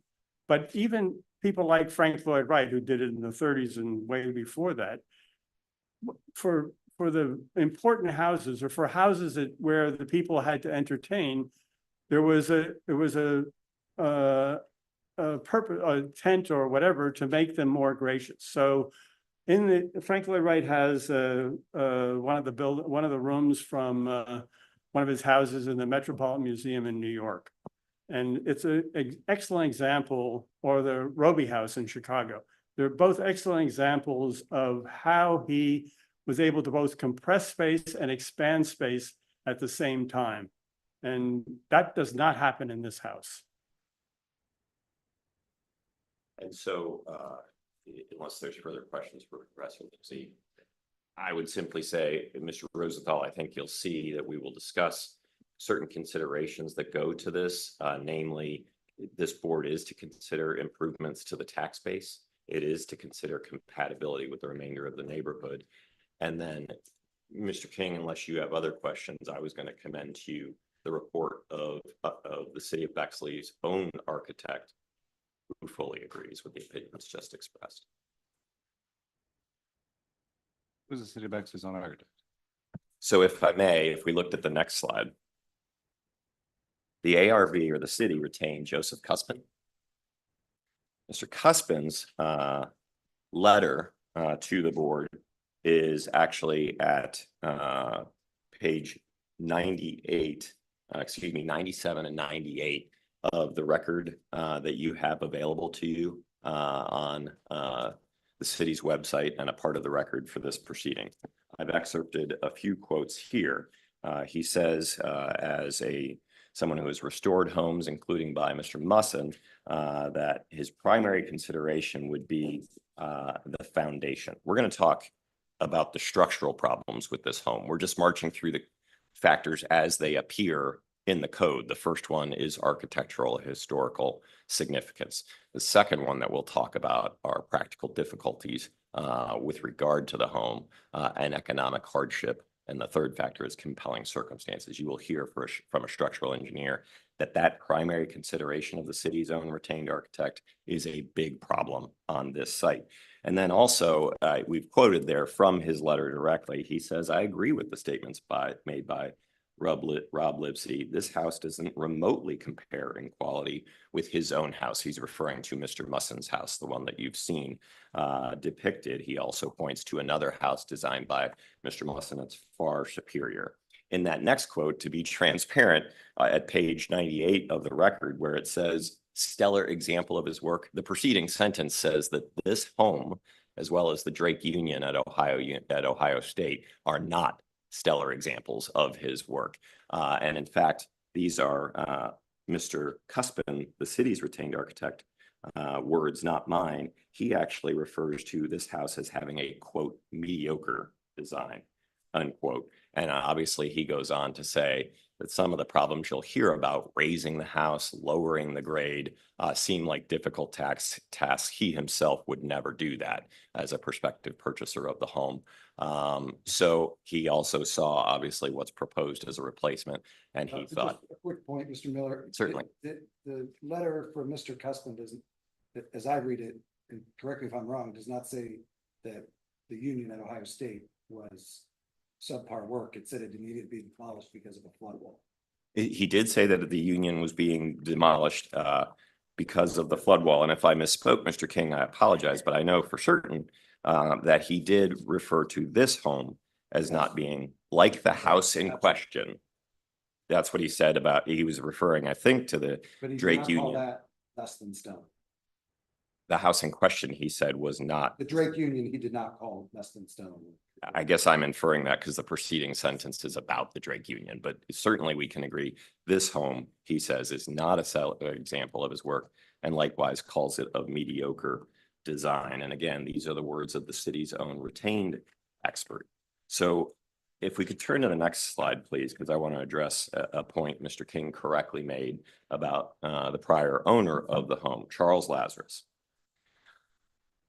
I want to say this with all due respect, with complete respect to Charles Lazarus, who I have heard nothing but good things about, that he was a true gentleman in every sense of the word. In fact, you'll hear from expert appraiser Mr. Kuhn, who was acquainted with Charles Lazarus. But the fact of the matter is there are other, as Mr. King said, Lazarus homes, probably the most prominent of which is on Town Street, built by Fred Lazarus Sr. The Lazarus department store was founded by Simon Lazarus in 1851, and it was his sons, Fred Lazarus Sr. and Ralph Lazarus, that ran the department stores thereafter. And this home was built on Town Street by Fred Sr. In fact, Charles was several generations removed from that, raised on Bryden Road. His family later moved to South Columbia, and he lived in this home for only a portion of his life. This case reminds me of something in which I was involved in 2018. The ARB approved, and this, respectfully, I believe, Ms. Cunningham, this BZA allowed that decision to stand after an appeal was filed for the demolition of a home at 291 South Columbia. That was previously owned by Theodore Huntington, son of Huntington National Bank's founder, P.W. Huntington. That nexus was much closer, obviously, than we have here. That home was in disrepair. Like here, my recollection is it did not have the structural problems you'll hear about in this home.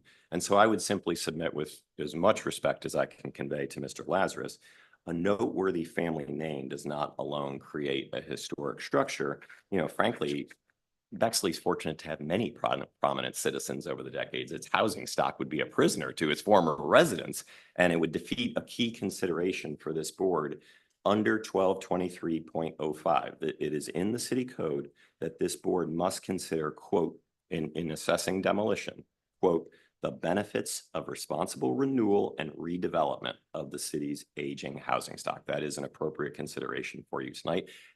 Yes, Mr. Stern. Sorry.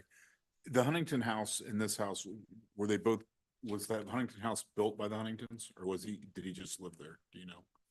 Boy, off the top of my head, I can't recall, but the appeal that was filed extolled the virtues of both the owner and the bungalow style home that was contended was rare in this Charles Lazarus community. built this house. I believe that is correct.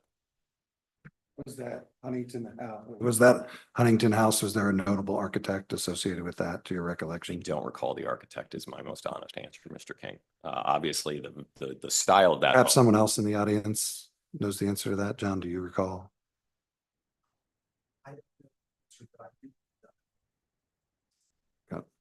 Okay, so the Huntingtons apparently built that house. I do recall the bungalow style of it being extolled, and yet demolition was allowed by the ARB and this board. And of course, obviously, the code should be applied evenly and equally.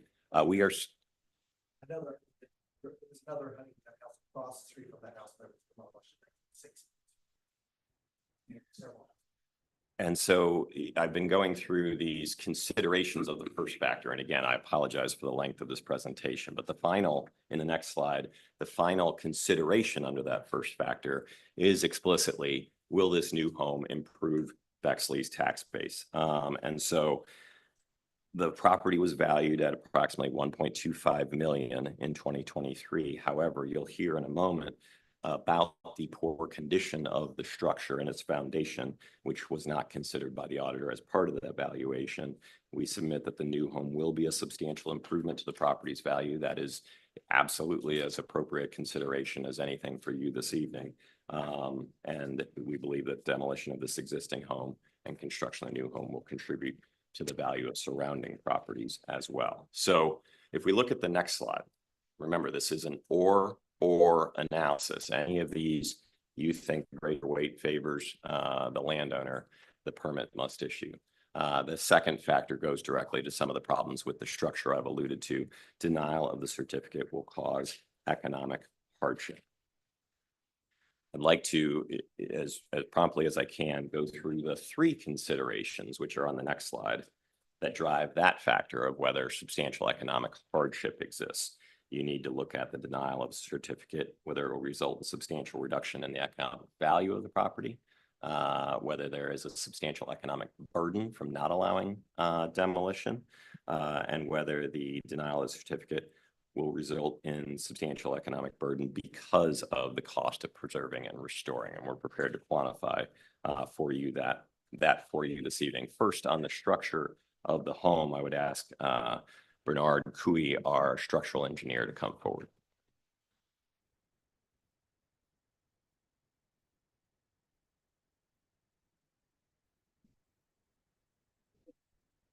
Please introduce yourself to the board. My name is Bernie Coy. And what do you do for work? I'm a structural engineer. I'm the owner and sole proprietor of Coy LLC. And how long have you owned your own engineering firm? Just over 2 years. I've been a practicing structural engineer for over 16. What did you? I can't quite hear you. Oh, get closer. Yeah, I've owned my own company for over 2 years and been a practicing structural engineer for over 16. And what did you do before you started your own firm? I worked at the bigger firms in town, Court of Nemeth, Schaefer, SMBH, and Paul J. Ford. What licensures do you currently hold? I'm a professional engineer and a structural engineer. And you were asked to offer your expert opinions in this matter? That is correct. If you could just look briefly at tab 2 in the binder. Do you recognize tab 2 as an affidavit that you executed in connection with your retention as an expert witness? I do. And does this affidavit accurately set forth your expert opinions? It does. What did you do to formulate those opinions? I visited the site in May. And as part of your structural assessment, did you create a report? I did. And is that attached to your affidavit?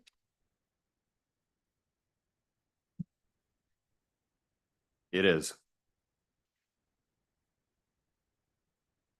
All right, if we could go to the next slide, please.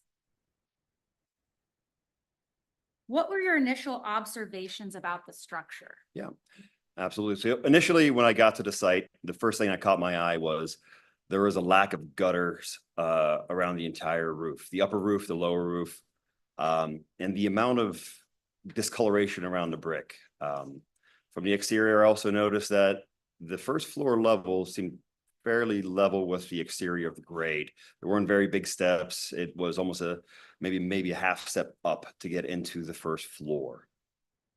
So specifically digging a little deeper into the exterior framing and grade, did you see any issues with water? Yes, the discoloration over there in the middle of the picture showed discoloration of the brick on the exterior. That's what I saw at several locations, as there were no gutters installed.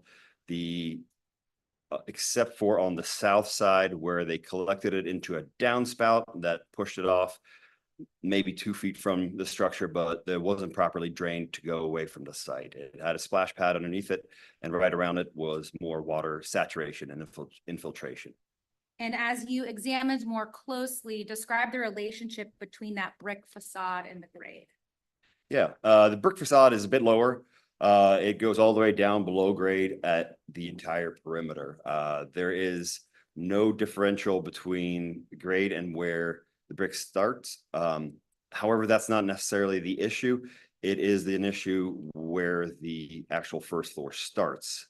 And that is actually relatively low to the grade as well. Is it typical to have a brick facade lower than the grade? You could have it. However, current codes require a 4 to 6 inch offset buffer between top of grade and the top of the foundation wall or bottom of wood structure. What were your observations regarding the roof structure? Yeah, the roof structure, like I mentioned, did not have any gutters installed around the top. There were some patches in the ceiling on the second floor that I noticed. Patchwork, unknown what it is. It was right by a window. And then the lower roofs there on that picture on the left-hand side there's water infiltration on the north side from the low roof to the wall.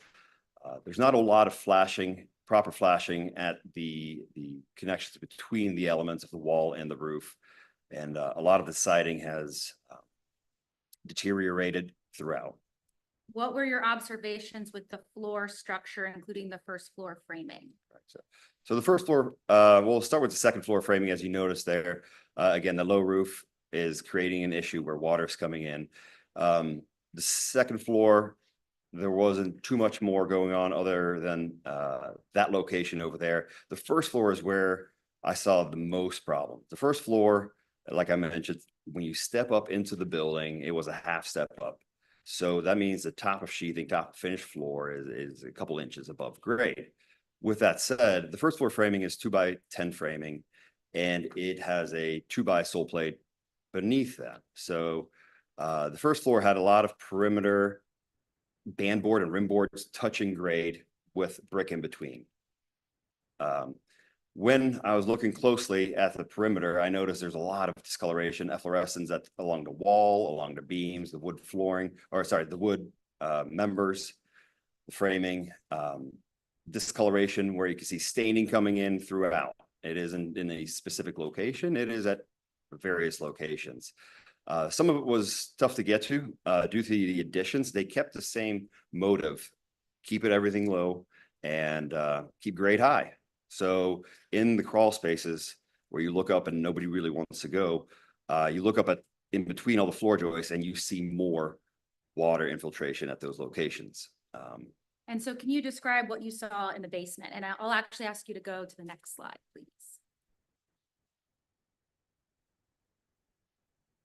Yeah, in the basement walls are comprised of CMU walls, and there is, again, more signs of water infiltration coming in that corner there and throughout the basement. There was also a sump pump installed later in its life as the north end had more water coming in. There were remediation methods used with metal decking as shown in the report to try to mitigate it. When I was there, I saw water coming into the structure. Somebody put a towel there to stop it.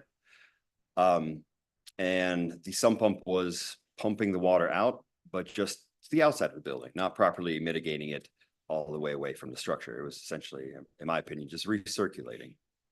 Is the most significant issue in this structure water damage?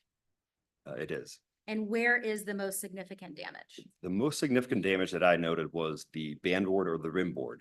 And the way I look at it is it's like the ankle of the structure. So the above grade structure is the rest of your body. The below grade structure is your foot, but then you have the ankle. That thing, if it is compromised due to water or anything else, it will have adverse effects to the above grade structure and increase the risk of failure. And for those like me that are not engineers or architects, does this band board run the entirety of the exterior of the house? It does. And did you see signs of such water damage in various locations? I did. Yes, I did. The main structure I saw it there, and also all the additions had it as well, or the renovations, I'll call them, the crawl spaces. Are signs of water infiltration to band board relatively hidden to the average person? I had to go crawling around and looking around for them. If you look around in the middle of the structure, it's dry. It's fine in the middle of it. But once you get to the exterior, that's where you really see a lot of the issues. There was some big ductwork also hiding a lot of it. So crawling and trying to get in there was tight. So if you just walk in there and take a look, looks reasonable, but you really have to get a flashlight and look around and, there's the issue. And that's what I found throughout. And so is it fair to say that water is collecting between the exterior and interior wall? Water is coming in from the exterior, the grade. Due to poor or lack of water management, water is going to sit on the outside. It's gonna get absorbed into the brick. There likely is a brick cavity per the original documents. There was a section, is it on the next line? Maybe? See here, there is a section on in my document that has a snippet of the grade being actually higher than the sole plate and everything else. So that you see the brick, it's gonna absorb through the brick, maybe an air cavity, but it's gonna sit and go right next to the wood. Wood will decay over time if it's wet. Would you describe this damage as substantial? It's prevalent throughout the entire structure. In your expert opinion, what recommendations for remediation do you have? As noted in the report, there were 3 permanent, one temporary options that I addressed. Of course, there can be more options. These are the ones that I came up with. The first one is to raise the structure. Raise the structure to ensure that you have proper buffer between the grade and the wood structure. Raise it, fix the entire band board, and then provide new foundation up higher to create what we have in current codes to be more code compliant. This would require jacking up the entire structure, not just the entire perimeter, but also the interior with the big chimney and all the load-bearing walls and all the beams and everything else. All this has to be done simultaneously. The exterior brick has to be lifted up, but also the wood framing is at the same time. That was the first option that I presented in my document. And just so the board's aware, that full report is located at Exhibit 2B. So it's attached to his affidavit if you want to turn to that. One more thing. So generally when jacking houses, you see this in simple rectangular houses. Nice rectangular or square, lift the whole thing up and you address it then. This is not a simple rectangular house. It's intricate, comes in and out, has many bearing points and everything. So it is going to be tough it's going to be a very risky fix. It's possible, but it has to be done by a specialized contractor who's confident that everything will be okay. And do we know with certainty that lifting this particular structure is feasible? Anything is feasible, but it's going to be very risky to do. I don't think you're going to have a good outcome in the end. It will adversely impact the structure. And all we see again from the inside of the band board is water discoloration. And like we mentioned earlier, that other problem is only worse on the other side. So the other side of the band board and where the brick is and the stud wall up above will only be worse than what we see. And can you describe for the board the second remediation possibility of lowering the grade? Yeah, lowering the grade was the second one. So if we can't raise the structure to see if we can lower the grade, based on my observation, it was a pretty flat site. So lowering it would adversely impact, I think, a lot of the drainage of the site. That could be dealt with, but then also you have the vegetation, you have the trees and everything else where you could be compromising those as well. In your expert opinion, what is the most effective option moving forward? So both the 2 options I just stated that are permanent remediation methods, they are both possible, but there's a lot of risk and a lot of finding the right contractor to do it, to even want to do it. The chance of other things going wrong during those 2 measures is high from a structural perspective. And I also want to touch base on the third one, the temporary one. You can patch little things here and there, but like I said, you're only going to see the worst part once you open it up, and you're going to start peeling it all back. It's if I see a little bit here and a little bit here and a little bit here, the whole thing is going to be in bad shape. So patching it is not recommended at all, as it will get worse. So to answer your question, my recommendation is to remove the building and build and construct a code compliant structure that does not have this issue with grade being too high with respect to the first floor wood framing. And those are all the questions we have at this time. Real quick, from watching some of the previous testimony, just to try to characterize the situation, is your professional opinion that this house is safe to occupy? currently? I have not seen anything where everything has failed. Now, and that's, I'll speak a little bit more to that. A band board failure is not going to be it's going to be a slow failure initially as the structure wants to stay up. The structure is working together to stay up as tall as possible, kind of like your body. But if your ankle gives at a certain point, it's going to be quick and there's not much you could do about it. So with that said, I've not seen anything where it is not safe to occupy. A lot has to be done to remediate it and make it safe for years to come. And have you, either in the capacity of doing evaluations or in other work, been in other houses of this vintage? I'm thinking about Rush Creek Village, for example, as one. I don't, just curious, how many houses of this age have you been in a professional capacity? Yeah.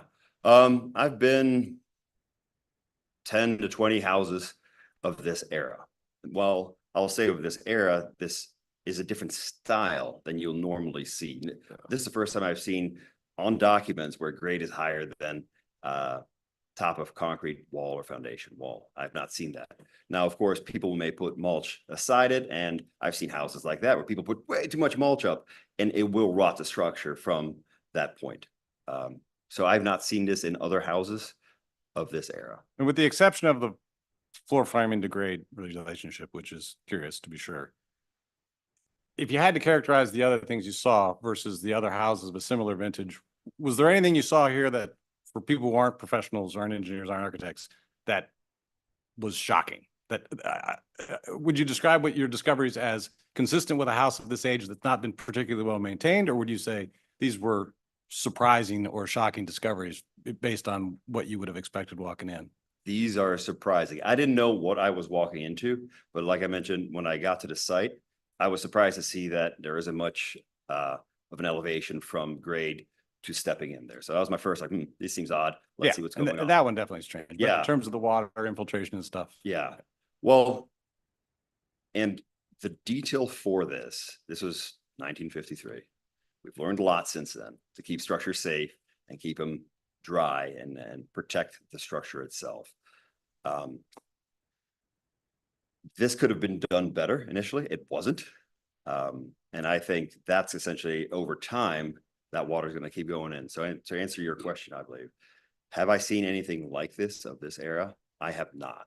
This is the first one I've seen. Well, the framing, as an architect, I'll concede is unusual, but I'm saying in terms of the other water infiltration with given the lack of gutters, I'll say, to me as an architect, nothing you said, I thought, wow, that's a surprise. The bricks, staining on the brick, some evidence of water on framing. My basement has some, so yeah.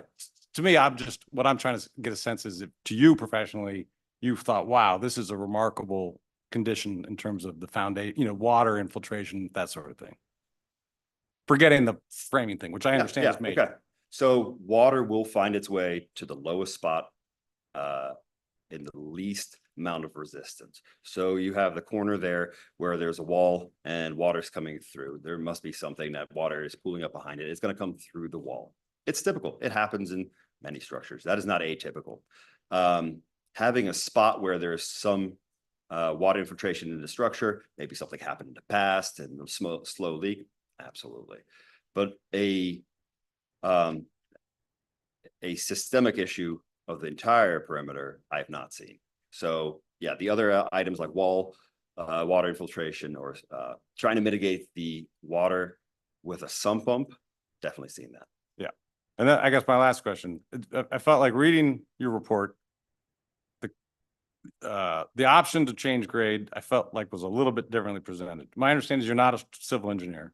I am not, no. And it sounded like, and then the report, as I read it, it sounded like that description was, you might be able to change grade. I don't know. I'm not a civil engineer. I don't want to put words in your mouth, but the way I read it was, it looks like it might be hard as someone who's involved in construction, but I'm not a civil engineer. I don't know about what's going to be involved in actually reworking the grade around this structure. That is correct. Yes. It is just, I'll put as a layman, I saw that the site was pretty flat. Getting another 2 feet out of it, it would be tough. But again, maybe, I don't know. Okay, thanks. Sorry. On the, so you saw the moisture evidence around the the edges and on the base plate. Was any of that currently wet or could that be years old? Could it be, I mean, was there, I know you said there was spots where there was some moisture in the house, but now you're saying the entire thing had the staining. Well, was the entire thing presently wet or could that be years old? It was a mixture of some was wet to touch and some was not. So I came in May. I don't remember the weather. I don't know how much rain we had or whatnot. But as like the last couple of weeks, we've had a lot more rain influx perhaps. I would venture to say in a longer rain period, you would have more wetness feel. So to answer your question, some was wet, some was not, some was still stained, some has efflorescence on it. So those are all signs that water has gotten in from a visual perspective. Right. So there could be moisture currently because the downspouts and gutters are not working effectively. Did you see anywhere where the wood was actually compromised, where there was decay in the wood, where something was structurally going to cause a problem, I mean, just, yeah, did you Yep. see anything where there was actually, because none of the pictures really show So- compromise. So that's why I was asking. Understood. I think in my opinion, the left picture over there shows a beam. And it's tough to tell, but it is digging into the actual wall itself. That to me is a sign that water has gotten in. It's rotted out the wood. And over time, due to constant pressure, will keep sinking. So other than select areas like that, it's tough. Again, like I mentioned, the inside phase is the pretty side. Don't know what the other side looks like at the moment. That's where all the water is coming through. That's it for me. You go to the next slide, please, Karen. And Thank you. I promise no more questions. I'll ask one more. Does this slide set forth the two remediation options that you described to the board? It does. Thank you. Okay. You go to the next slide, please.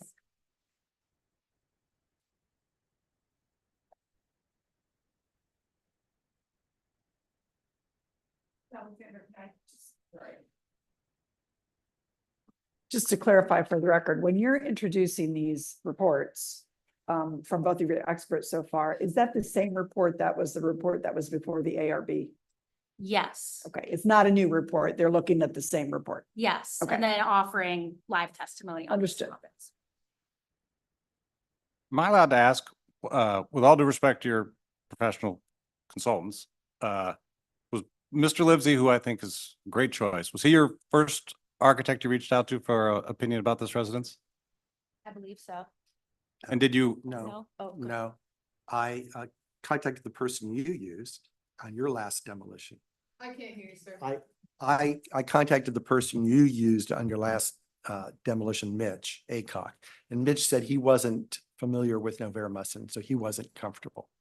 So Mr. Livesey was second. But I mean, I, I don't mean to uh, say second, but he was the next person you went to speak to. He's the next person I officially asked. Yeah.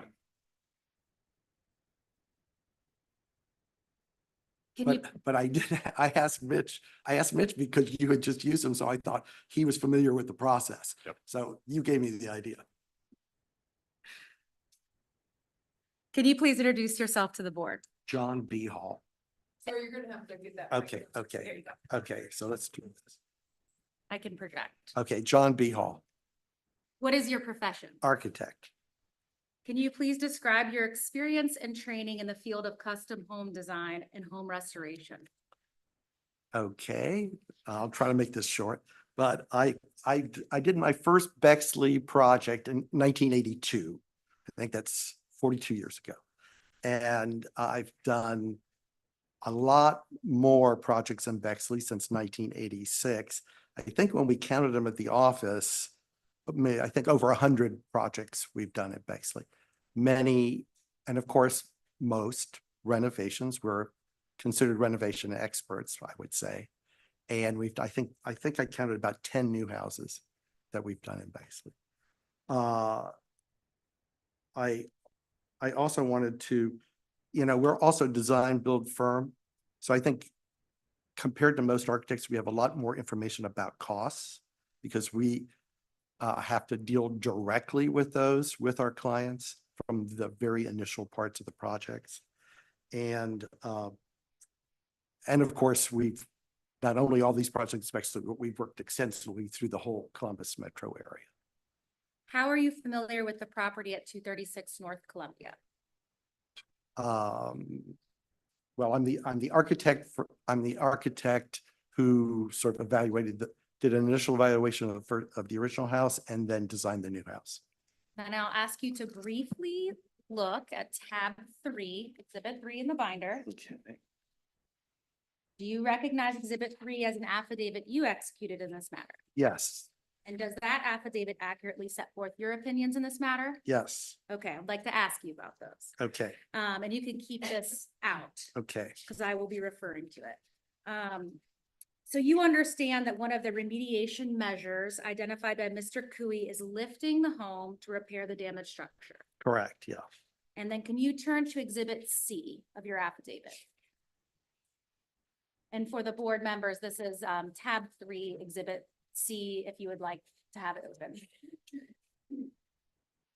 There's too many numbers. Yeah, okay, now I got, Slide. yeah, I got it. Here, yeah, okay. Give everyone a moment to get there. What is exhibit C? Exhibit C is the cost breakdown that we prepared, that my staff, especially Mark Randolph, who's been estimating for us for 35 years, put together to try to evaluate the costs involved in the two remediation methods that Bernie Koo recommended in his report. And so what was the process with you and your staff in coming up with exhibit C? So the first thing we did is, I think the tricky thing about the idea of lifting a house or lowering the grade is really to understand all the ancillary costs. Those ancillary costs are astounding, right? So we did contact a company, and I don't know if you guys know this, but there are companies in the United States that lift houses. There's very few in this area. There's one in Indiana that would come to Columbus. So we did talk to them about what they would do. Of course, that cost was basically the tip of the iceberg, because they told us also what they were not going to do. So they would come in and put steel beams on the entire structure and lift it, let us do any further work, and then drop it back down. That's what they would do. But I mean, I hope you can, we just had to do something similar to a house in German Village, and it is an amazing kind of project. And that was a small square house. This is a very complex house. And I'll ask you to touch on how you got there, but I'm going to jump you first to the ultimate conclusion. What is the total cost for lifting the home? So lifting the home, our budgets, low end, $893,343. High end, $1,235,531. And I won't ask you to go through the individual line items. The board has it in front of them, but at a high level, can you describe some of the categories beyond, as you said, just lifting the home that go into that range? Well, okay, this in a nutshell. First of all, you're going to need a precise design. You're going to need drawings, because any of these things are going to require a building permit. Then you start by demo let me start with the lifting the house. There's two parts of the house that are slab on grade. So our sense of it was okay, I'll talk. Am I talking too fast? You are. Okay. Put that microphone closer to your mouth. I don't know, maybe. Okay. So the first thing is to come up with that precise design. The second thing is then we need to demo portions of the house that are slab on grade, because we don't think the most cost-effective way to handle those projects is those parts of the house are to lift it. So that's the garage and the whole L-shaped sunroom in the back. Then, of course, there's all the disconnections of all the electrical, plumbing, piping, sewer, ductwork that would have to be done. Then the actual house lifting, that we bring that contractor in to actually lift the house. And then I'm not sure what order you do it in, but then you have to add to the foundations to bring them up like 2 courses of block. Then you have to structurally tie those 2 courses of block to the other courses of block so that you don't create a weak pivot point at that point. And then you start to repair the floor joists, damage, the bandboard damage, all the rot of the wood, which if you can think about that, how do you get to that?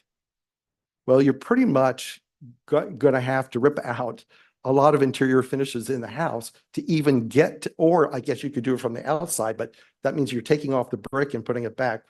I mean, either way, we assumed it would be more cost effective to do it from the inside, but still you'd have to take all that off, put it back. And then clearly when they lift this house, they're going to ruin the site and the driveway. I could show you some slides of what this takes to do this. So new landscaping, new driveway, and then of course reconnect all the mechanicals, electrical that you disconnected. Now in lowering the site, I know the site seems pretty flat. Actually, there is a little drop to the street. There's a couple, there is a couple feet to the street. So you could actually, you'd have to go all the way to the sidewalk, but you could actually trim the lot down all the way to the sidewalk. Can I pause before we get Yeah. to lowering? Okay, The go grade? ahead. Still talking about raising the house. Oh, okay, I'm sorry. That's okay. In some respects, is the range you provided for raising the house actually conservative? Well, I don't know. I'll ask everybody else here. Have you ever seen a preliminary cost estimate that was too high? Usually the preliminary cost estimate is too low. Because we identified all these things. What are the hidden things that we haven't yet identified? And especially since we don't have precise drawings to actually show the extent of every part of what you'd have to do. So I would say my staff felt like some of these numbers could go up substantially, especially on the repair of existing conditions. All right, I'd ask you to turn to Exhibit D of your affidavit. Okay. Is this one D? Oh, lowering grade. Okay, I see. Okay. Okay, lowering grade. Again, I mean, some of these things are repetitive. So a lowering grade, you still need a design and permits. Then you have this massive amount of site work to haul to and taking pretty much all the vegetation down, including big trees, and regrading the whole lot to the front of the property. Then you can go in and do the structural repair. That's similar to the lifting scenario. And then you replace the finished materials similar to the other scenario. Probably the 2 most problematic issues are, okay, once you've lowered this house, and there was, the irony is there's evidence on the original drawing that there was a lot of value engineering towards the end of the project, because this house was originally designed with a lot of basements. There's only a very small basement. They were all converted to cross space. And I think I see Charles Lazarus's out on the drawings, everything that he took out of the project, obviously for cost, very probably for cost reasons. So here's the thing. Assuming that this is built according to the original plans, which seems likely since everything else is very much exactly like those plans, the foundations and all the crawl space, once we lower the lot, are going to be too high. They're going to be subject to frost and heave. So that means we would have to go in and underpin, and I forget if I have the length of underpin, how many linear feet of foundation. I don't know if anyone's ever underpinned a foundation before. I have. And you do it in 4-foot increments and you're excavating 3 or 4 feet below the bottom of the existing footing to reinforce that. And of course, all your gravel from the inside pours out. I mean, it's a very complicated and expensive procedure. So we have that. We also then haven't solved, if we expose all that concrete block, I think one of the questions is, have we ruined the integrity of the house? I mean, this house was designed purposely, and I think problematically, to be very low. But now that let's say, you're trying to, if you think you're trying to save a historical structure, but let's just make it look ridiculous. That's to me what you would be doing with this. And then of course you have all the repair, obviously, in that case, an entire new landscape for the property. And what is the total cost for lifting the home? Okay, let me look. $738,100 to $1,048,465. And in some respects, is that range also conservative?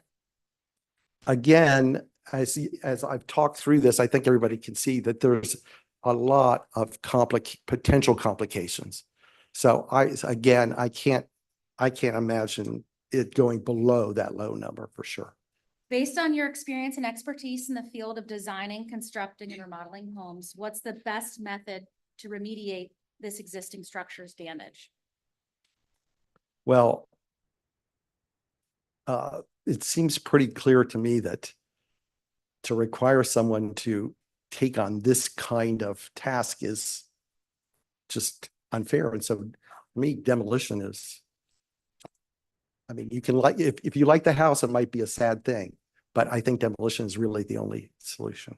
I have just a few more questions for you. I understand that you have some higher resolution copies of the proposed home for the board.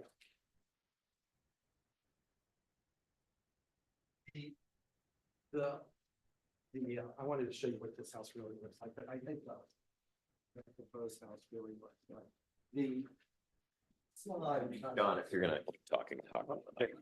Okay, I'll just show. John, why don't you let me pass? I'm gonna make everybody mad, especially this lady right here. Okay, so I wanted to show, on the screen, that rendering kind of darkens out. I wanted to really show you a nice rendering of the house we propose. Can you give the board a high-level overview of this proposed home? So this is a 2-story home. It uses the width of the lot, and I very purposefully made it as high, as tall as the other adjacent houses. We have a 40-foot max, but these are both very large houses on either side of this. So I'm showing going up to the 40 feet. I'm showing a 14-12 roof slope, which I think is more typical of historic Bexley houses, kind of a expensive roof slope to build. It has a stone, stucco, and wood exterior. It's a traditional house. I would say it's the concept of the design is to more towards a charming house, less towards a formal house. There are some similarities to the house we just recently built on South Columbia, which I mean, a number of people have asked me, was that a renovation or is that a new house? That's our goal, is to kind of make it feel like it really belongs in the neighborhood. So I just think this is very much in the Bexley tradition. In your professional opinion, is this proposed home superior to the existing structure? Yes. And those are all the questions we have for right now. So the proposed house is 6,600 square feet? Here's a big difference in this house. Yeah, it's around 6,600 square feet. It does have a very tall basement, which allows a lot of other a couple thousand more feet of potential, a family, especially family entertainment space. And just for context, since we're talking investments, is this a $500 square foot house? Is it a six? Okay, yeah, yeah. Are we? 450 to 500. So we end up at $3.3 million something, or more with the basement maybe, yeah. Well, I don't know if, a lot of people don't use that basement on those raw numbers. So, I don't think we know the final price yet, so far we're stopped in this. Yeah, I'm just trying to put the restoration math in some context. So Yeah. So it's somewhere in a $3 Well, to $4 million kind of house is what we're talking about. Yeah. So I guess one thing to talk about the previous numbers I just gave, since you asked me that question, is you realize that those numbers, those $1 million numbers, that house, that's to get the house to zero. It's no renovation. No renovations at all to the interior of that house. And I'm not sure who would ever want to live in that house without another $1 million for sure, at least another $1 million, right? So that shows you the economics. Yep, that was my next question. Thanks.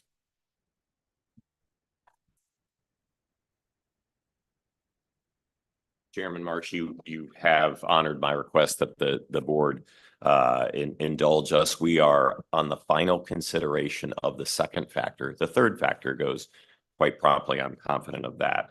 But if we went back to the presentation, the final consideration under that second factor for you to consider is, will the denial of the certificate result in a substantial reduction in economic value of the property? We submit that with an investment on the order of magnitude that Mr. B. Hall has described, that the property cannot absorb the cost of repair to the current structure, let alone no aesthetic improvements. In fact, Mr. Cuspin, the city's own retained architect, you'll recall, said, I wouldn't undertake these restoration costs. I wouldn't undertake restoration of this structure.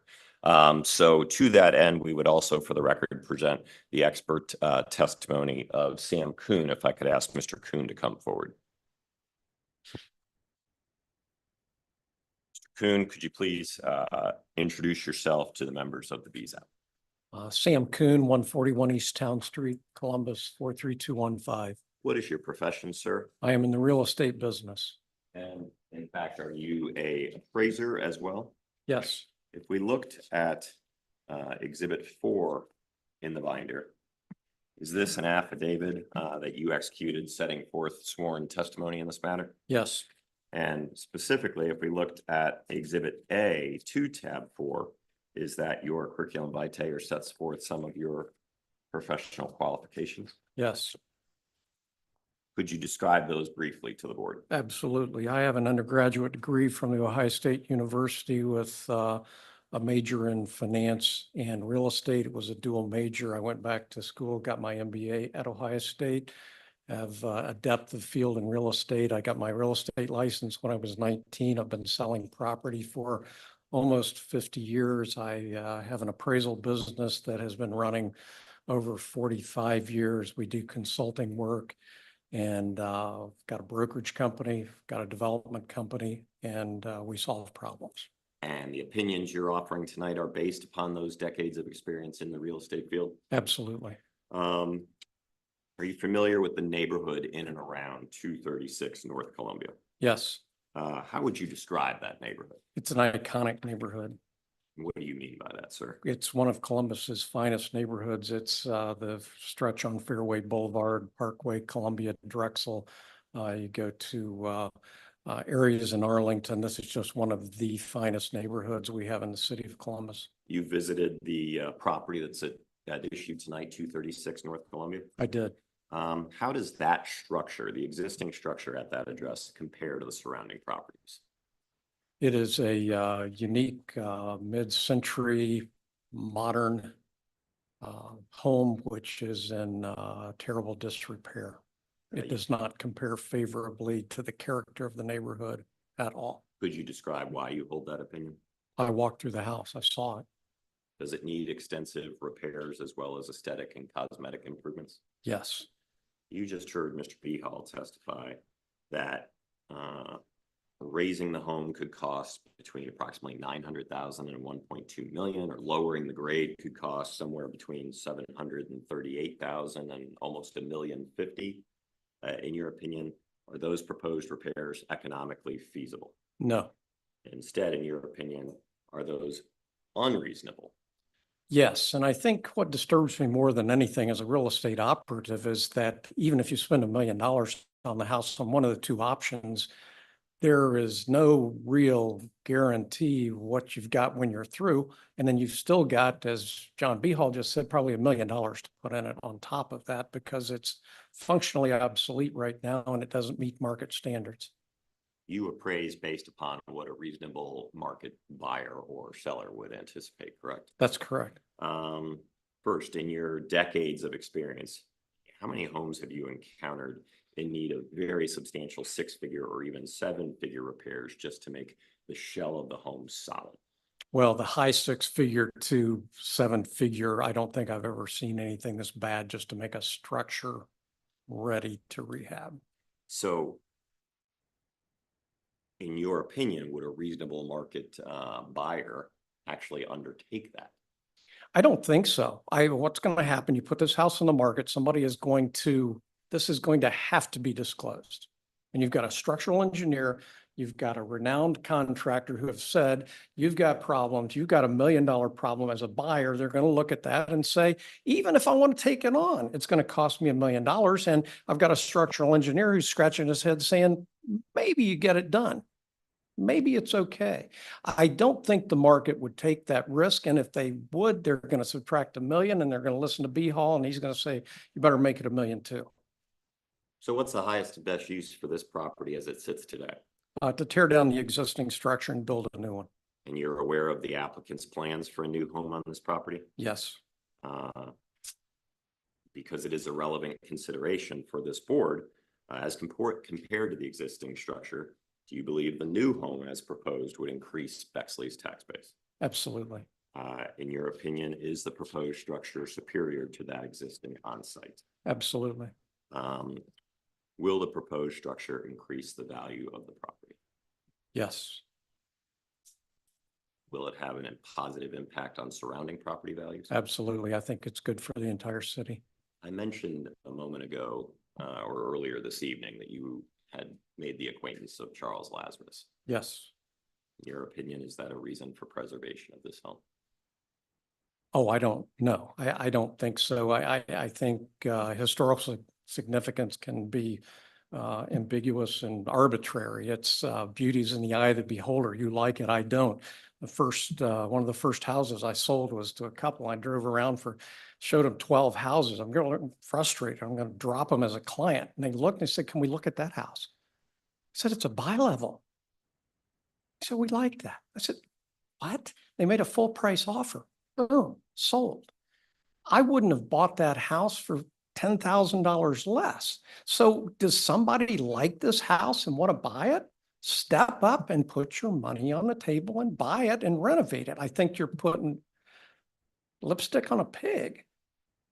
So given the current state of the home, given the potential cost for repairs of existing damage, given the lack of any aesthetic improvements, is there a reasonable market buyer for this property? I think the reasonable market buyer, once this problem is disclosed, is someone who wants to raise it and build a new home. Because the values in the land. That's absolutely right. The $1.4 million that was paid for this home in an arm's length transaction or paid for this property 60, 90 days ago is a reasonable reflection of land value. It's about $29 per square foot of land area. We see sales in the Bexley area from 17 to low 40s. The 17, 18, 21, 22 range was 6, 7 years ago. This value at $29 per square foot is reflective of land value. And only land value. Yes. Is there anything else you'd like the board to know this evening about your professional opinions in this matter? I think I've said it. I'm happy to answer questions. It's getting late and everybody's tired.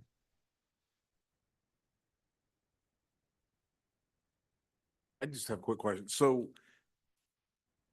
let's just say they put they raised the building and put $2 million into rehabbing the house.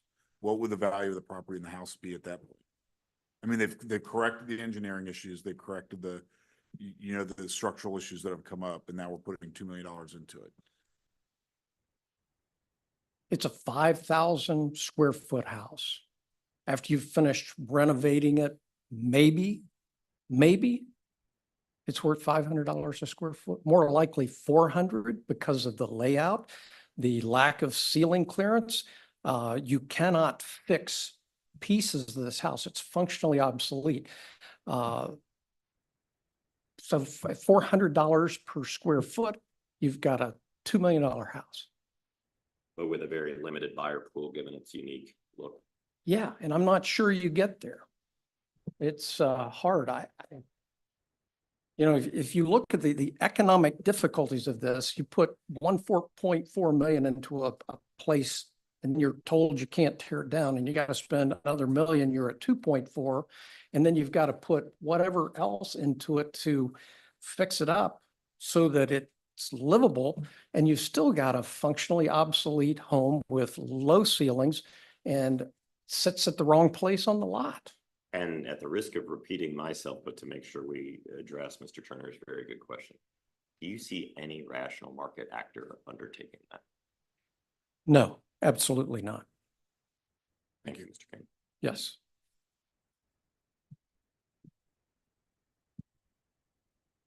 If we look at the next slide,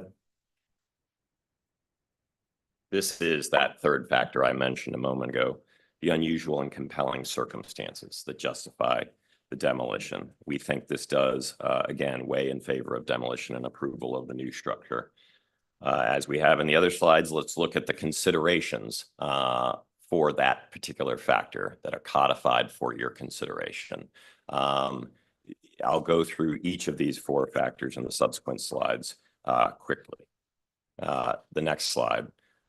These restoration options may not be feasible. You heard that lifting the structure would require a specialized contractor. This is not just a square box, it's anything but. And obviously it could severely damage the facade because every load-bearing component would have to be shored and jacked simultaneously, if that can even be done. And likewise, there was testimony by Mr. Cooey about lowering the grade and the problems that that may cause, as well as those articulated by Mr. B. Hall for this same fix. The second consideration under this factor is explicitly in the next slide. Is the replacement plan superior to the existing structure? Again, the city's own architect said this was, quote, mediocre design. The existing structure, mediocre design, not his best work. You've heard that amplified by Mr. Livesey here this evening, and that same architect, Mr. Cuspin, said he, as Mr. Kuhn told you under oath, would never undertake the type of restoration it might need here. And so we do submit that this home as proposed is superior. And Dr. and Mrs. Warner are fortunate to have the support of all of the neighborhood. Mr. B. Hall, Mr. Saar have talked to the neighbors. Dr. and Mrs. Warner have become acquainted with many of their neighbors. They uniformly support this. We know of no opposition to this whatsoever. I very much appreciate some of the neighbors that are here tonight, as they were at the two meetings of the ARB, and some couldn't be here tonight. And frankly, many have spent hours waiting to tell officials of this city what they want to see happen in this neighborhood. You will hear from them shortly. We are very grateful for their support. And we submit to you that that perhaps is the best evidence of whether this structure is superior to that of the existing structure. And the next consideration is in the next slide, the replacement plan. Is it more compatible with the neighborhood? As you know, these are some of the grand homes on North Columbia. These residents, both those here tonight and those who couldn't be here, I submit to you respectfully, do deserve a neighboring home that is more befitting of its surroundings.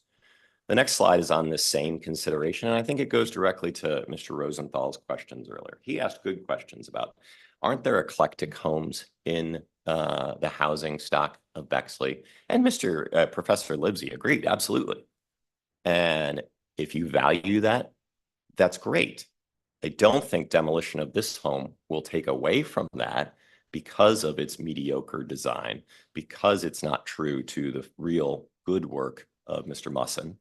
But here, if anything, shows you the problem that Professor Libsey was articulating to you. If you could pick up this home and rotate it 90 degrees, maybe, perhaps, it should stay on the property, but even then, it is not compatible. It is not of a scale. And of course, I'm sure Mr. Rosenthal would agree, design is not the only element that determines neighborhood compatibility. It's got to be scale as well. And this is so dissimilar, creates such disharmony on this block that the replacement plan I submit to you is more compatible. Finally, or nearly finally, another consideration is demolition necessary to eliminate a condition with a material adverse effect on the neighborhood? Lifting the structure and lowering the grade can adversely affect the neighborhood. It'll result in a change of landscaping, trees that are a fixture of the neighborhood. It may negatively impact drainage. It may do damage to the neighboring properties. You know, and I submit to you, a material adverse effect is the house remaining at all. I'm not trying to be flippant. I'm not trying to be unkind, but you're going to hear from the neighbors that this neglected home is an eyesore. I say that respectfully, but that it does not represent the best work of its architect, and instead is that mashup I described earlier. And they want to see the improvement that this new structure would provide. And as you heard Mr. Kuhn testify, no one's going to do what it may take for this property to come up to the current age and safe condition, and that this new structure will in fact elevate property values in the area. Before I rest, in the next slide, you have able counsel here tonight in Ms. Cunningham, but I just do want to point out to you, Ohio law is very clear and very uniform, that it promotes the free use of property. And when considering application of the zoning resolution to private property, it must be strictly construed. It must be construed in favor of the private property owner and the free use of land. What does that mean? Any doubt must be resolved in favor of this owner and private property rights.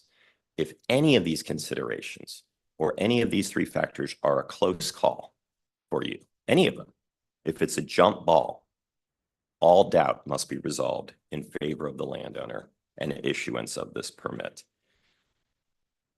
In closing, I just want to say I've been fortunate to appear before this board many times over the years, including, as I mentioned, demolitions as well as before the ARB. I've also not appeared before the ARB or this board on demolitions where I've counseled clients. This isn't the one. I submit to you, this case is different.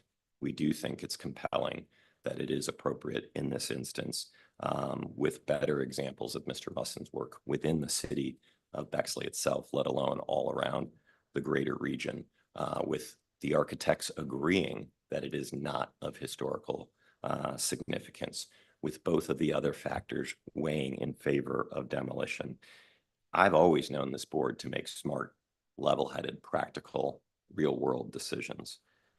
We believe that issuance of this permit is warranted not only under the city code, but it's simply the right thing to do for the city, the tax base, and the housing stock.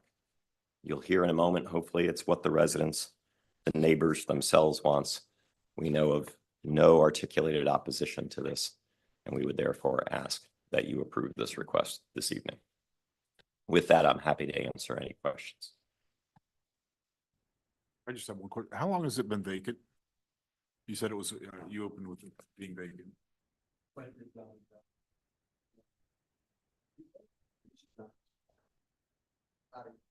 About a year. For about a year. Thank you. I only have one question, I guess. So if I'm not mistaken, I thought, isn't the full text, the structure is not historically, architecturally significant, and worthy of preservation? I'm surprised it's not on the thing, because I thought the way I read it, we would talk a lot about that. I think the phrase worthy of preservation is part of the text of the code. It is. It's at 1223-05C1, and we're not trying to whitewash that. That was actually directly asked of Mr. Livesey. Yeah, I mean, honestly, to me, worthy? that's the hardest, that's the best argument I thought for its demolition. I was surprised it never got said. Well, it actually did by Professor Livesey and by Mr. Cuspin. If you read Mr. Cuspin's letter, and Mr. Livesey was asked on direct, and therefore is it worthy of preservation? We submit to you that it is not. That's only underscored by the cost estimates and what it would take for preservation. And then Mr. Kuhn's statement that no rational actor would actually undertake to do so. So I apologize if we didn't appropriately kind of bring that out more forcefully, but it is absolutely part of the consideration. And the uniform testimony by our architect, the city's architect, by Mr. B. Hall, an architect, and by a residential real estate appraiser is that it is not worthy of preservation. Great, thanks.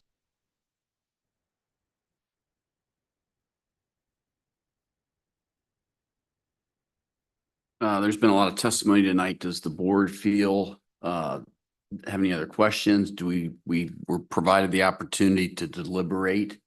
I don't know if members of the board. I wondered if you were going to take the comments from the neighbors who have appeared.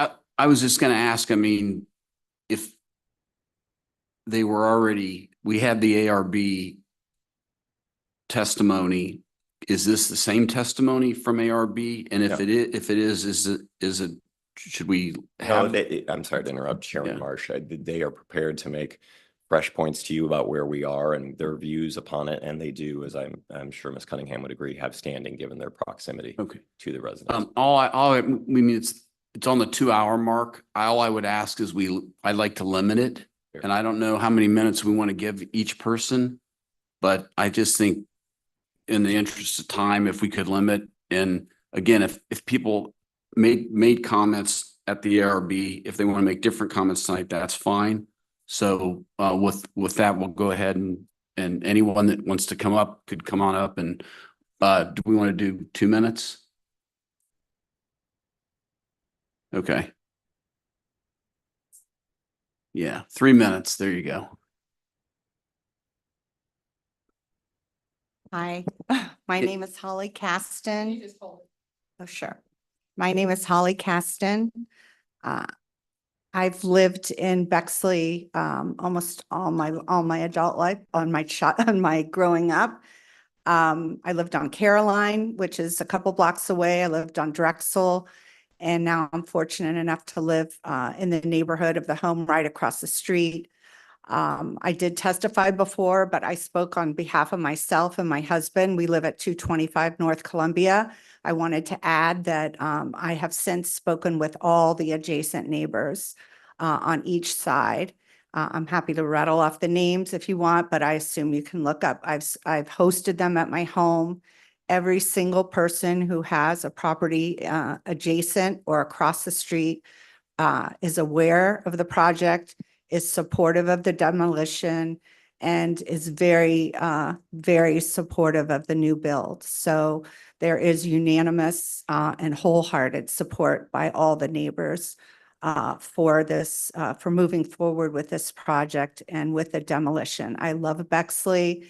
I love everything about it. I appreciate the differences that we have in our architecture, but this is not something, a part of our neighborhood that we're proud of. And we would really appreciate the opportunity to have a new home that's fits in with the rest of the character of the neighborhood. Thank you. Thank you.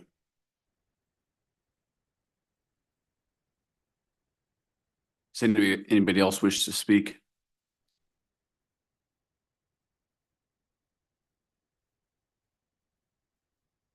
Okay, thank you. So again, Ms. Cunningham said that if we'd like to deliberate, we can. If people don't feel the need for deliberation, we can forego that. And if I understood, we also have the option to go into executive session and deliberate in that manner. if we- Yeah, that's what I meant. Yeah, okay. Yeah. Got it. I think we should go in, I would like to go into executive session at least for a brief conversation and we'll see how long that takes, but. Okay. Do we need to make a motion to do that? Sorry, technically, it's not executive session. You would adjourn the public meeting. One thing I might suggest, you just, you have one more thing on the agenda, right? After this? Oh, nothing. Oh, the mayor is going to, okay. Whenever, when we're done. Okay. I'm not less worried about his time. Well, if there was somebody here who had waited all night and was on the agenda after that, I was going to suggest that maybe you go ahead and call that first. My suggestion would be that you just recess the public meeting if you want to deliberate. And I don't know whether you'll make a decision tonight or not make a decision tonight, but maybe if we're in recess and there's sort of a consensus about what's happening, we can come back and sort of, if you're not going to make a decision tonight, at least let people know so they're not sticking around. Sure. That'd Yeah. just be my only suggestion. Yeah. Okay, then we will at this, what is it, 9:14, we'll end the public meeting and go into deliberation.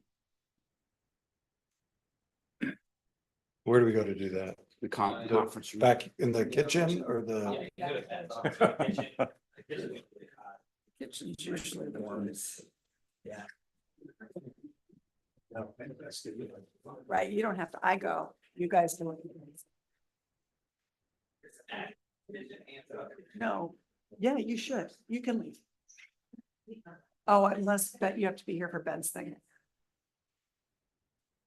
Or you can go by her. It is her last meeting.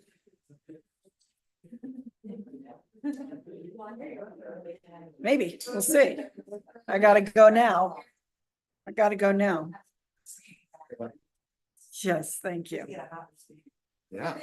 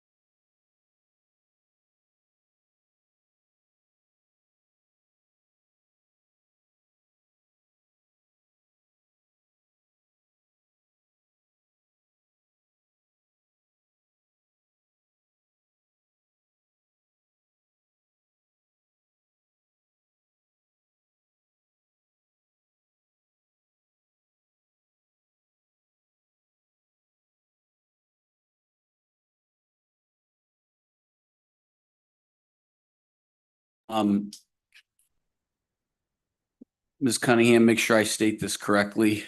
We have decided we will issue a decision at our next meeting, which is August 22nd. And do we need to take any other action tonight? And we'll table it until the 22nd. The hearing, close the hearing. There won't be any more evidence. The hearing's closed. No issue decision. Sorry. There won't be any additional evidence. The hearing is closed. And the board will continue their deliberations and issue a decision at the next meeting. And There we vote on go. it then. And then do we need to Make a motion to. make a table. motion to table? Go ahead. So we'll make a motion to table this until the August 22nd meeting. So I'll move to make a motion. Did you move to do that? Did you suggest to do that? Were you looking for a motion to do that? That's a motion, but you can. I'll second it or make a motion. You can make the motion. I'll make the motion. I'll second it. I don't. And roll call. You third it just in case. Third it just. Mr. Rosenthal, Yes, please. Mr. Turner. Yes. Miss, Lattistack, thank you. yes. Mr. King Yes. and Chairman Marsh. Yes. And then we have got one more thing on the agenda. My iPad is dead. So can someone tell me what that last item is?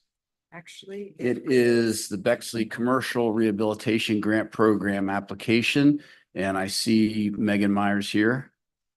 Yes. Ms. Meyer Yes. sent me in her stead. Yes. I was merciful. Yeah. I had a feeling this meeting would go late. Yeah. But we do have a commercial commercial rehabilitation grant program application. And for seasoned BZAP members, you'll kind of know this shtick, although we don't do it that frequently. So I'm going to run through it, Mr. Chair, if I can, real quickly, kind of how this works. Yep. And I do want to welcome Tiasha to BZAP. Welcome. And Mr. Rosenthal, welcome to the BZAP. I believe you're a former planning commission member. Were you ever? Just ARB. You sure? Yeah, you were on planning commission. Brian thinks you were. Yeah, so yeah. Yeah. We're going with that. So welcome back. Yeah. Tiasha, welcome. And of course, welcome to Mr. Klingler. And you all should have received an invitation to a gigantic party next week for Kathy Rose. So good. If you didn't, let me know. I'll cheer her in a second. That was a precursor to that. So the commercial facade rehabilitation grant program is something the city offers to properties on currently Main Street and Cassidy, and we're going to try to expand it to Livingston. But the ordinance specifies that the grant to be approved by, at the time, it was the Main Street Commission, but essentially it's BZAP. And what it means to approve the grant is not to say that there's funding available for it, because council takes care of that, or the amount of funding, because that is, again, through the budgetary process, but it's rather that you are okay with the grant funds that exist being applied towards a project that's being proposed. In this instance, it's Catalina's and Bexley. Do we have a exterior, like an elevation? I know you guys have already looked at it before. But if we have like one of these, the pretty looking ones. Sure, that's great. The facade grant goes to, as you would imagine, the facade improvements. It covers up to 35% of facade improvements, up to $10,000, the maximum amount. The applicant has applied for $10,000. We have not yet figured out whether or not that's actually available this year. Probably will be somewhere near that, but they have well more than their match to apply towards that. So they would be eligible for up to $10,000. The exterior improvements that they are proposing include metal patio railings, window lintels, stucco improvements, stucco repairs, new storefront windows, exterior painting, signage, exterior lighting, patio clearing, landscaping, the demolition of the Boston Market sign. Just sad. Obviously, you know, we believe this is a great improvement for Main Street and are wholeheartedly supportive of the grant being applied in this way. But BZAP would need to vote that this is a suitable recipient of grant funds. And happy to answer any questions. To the best of my ability, even though my name is not Megan Meyer. What address is that? This is 2741 East Main Street. And it doesn't need a record of decision like it's not like the same as one of their normal decisions. I just need a vote, and if it's on the record, we don't need like it's kind of a yes or no. The motion would be that the board approves the application of grant funds to this commercial rehabilitation project. It's pretty straightforward. And I think it's kind of a protection that, like, you know. So what are you looking for? I mean. That you us to feel say that yes? you feel that this is a worthy project of receiving grant funds. And the administration feels that it is, but this is part of the process. The BZAP reviews it and agrees. And an example of where you might not agree is, for example, we haven't come across it yet, but I don't want to pick on a project, but let's say somebody was doing a project that was just really not great. Just say the Donatos because it's outside of work. Say the Donatos because it's outside. I think this looks, this looks. You know, let's we- say like Lions Den Approval. wanted to put a sign up and we Second wanted to that. put a. Or facade make a for that. motion in Yeah. support of that, depending on what that was. And it's not in lieu, this wasn't picked out of a pool of options. No, that's correct. It's a great point. So it is open and notorious that anyone could apply for this. It's on our website. Anytime a new business comes into town, if they meet with us, or if we have the opportunity to talk to them, we make sure they know about this program. It's not exclusive. And in the current instance, we don't have any other applicants. This is not competing against anything else at the moment. All right, we'll make a motion to approve support of the grant for this project. It's a good motion. So moved. Is there a second? Second. Second, all in favor, say aye. Aye. Opposed? It was voted unanimously, approved unanimously tonight. Thank you. And Mr. Chair, I appreciate that. Mr. Chair, if I could have a moment. Yes. A privilege. So when I came on as mayor in 2012, Kathy Rose was up the stairs and to the left. And the outpost, I know, the outpost of the building department, where at the time she was the building department manager, having survived multiple changes to the structure of the department. She was an institutional and is an institutional workhorse and a veritable encyclopedia of information, running the building department on her own. The chief building official had left. Kathy Rose had been initially an assistant in the building department, Permit clerk. Back in at the age of 12 and rose through the ranks, and through grit and determination, know-how, street smarts is the word that defines Kathy Rose, and a big heart and a super strong work ethic. And it has been a privilege and an honor to serve with you. And so I want to thank you for that time. You've got big shoes to fill, Matt Klingler. And it's going to take a long time for him to catch up. He's off to a good start. So I want to thank you for the time and the service you've given the city, and we'll have many more toasts to come. But until then, as is our wont in City Hall, 2 claps for Kathy Rose. Thank you. It's been a pleasure serving with all of you. There you go. And we are adjourned.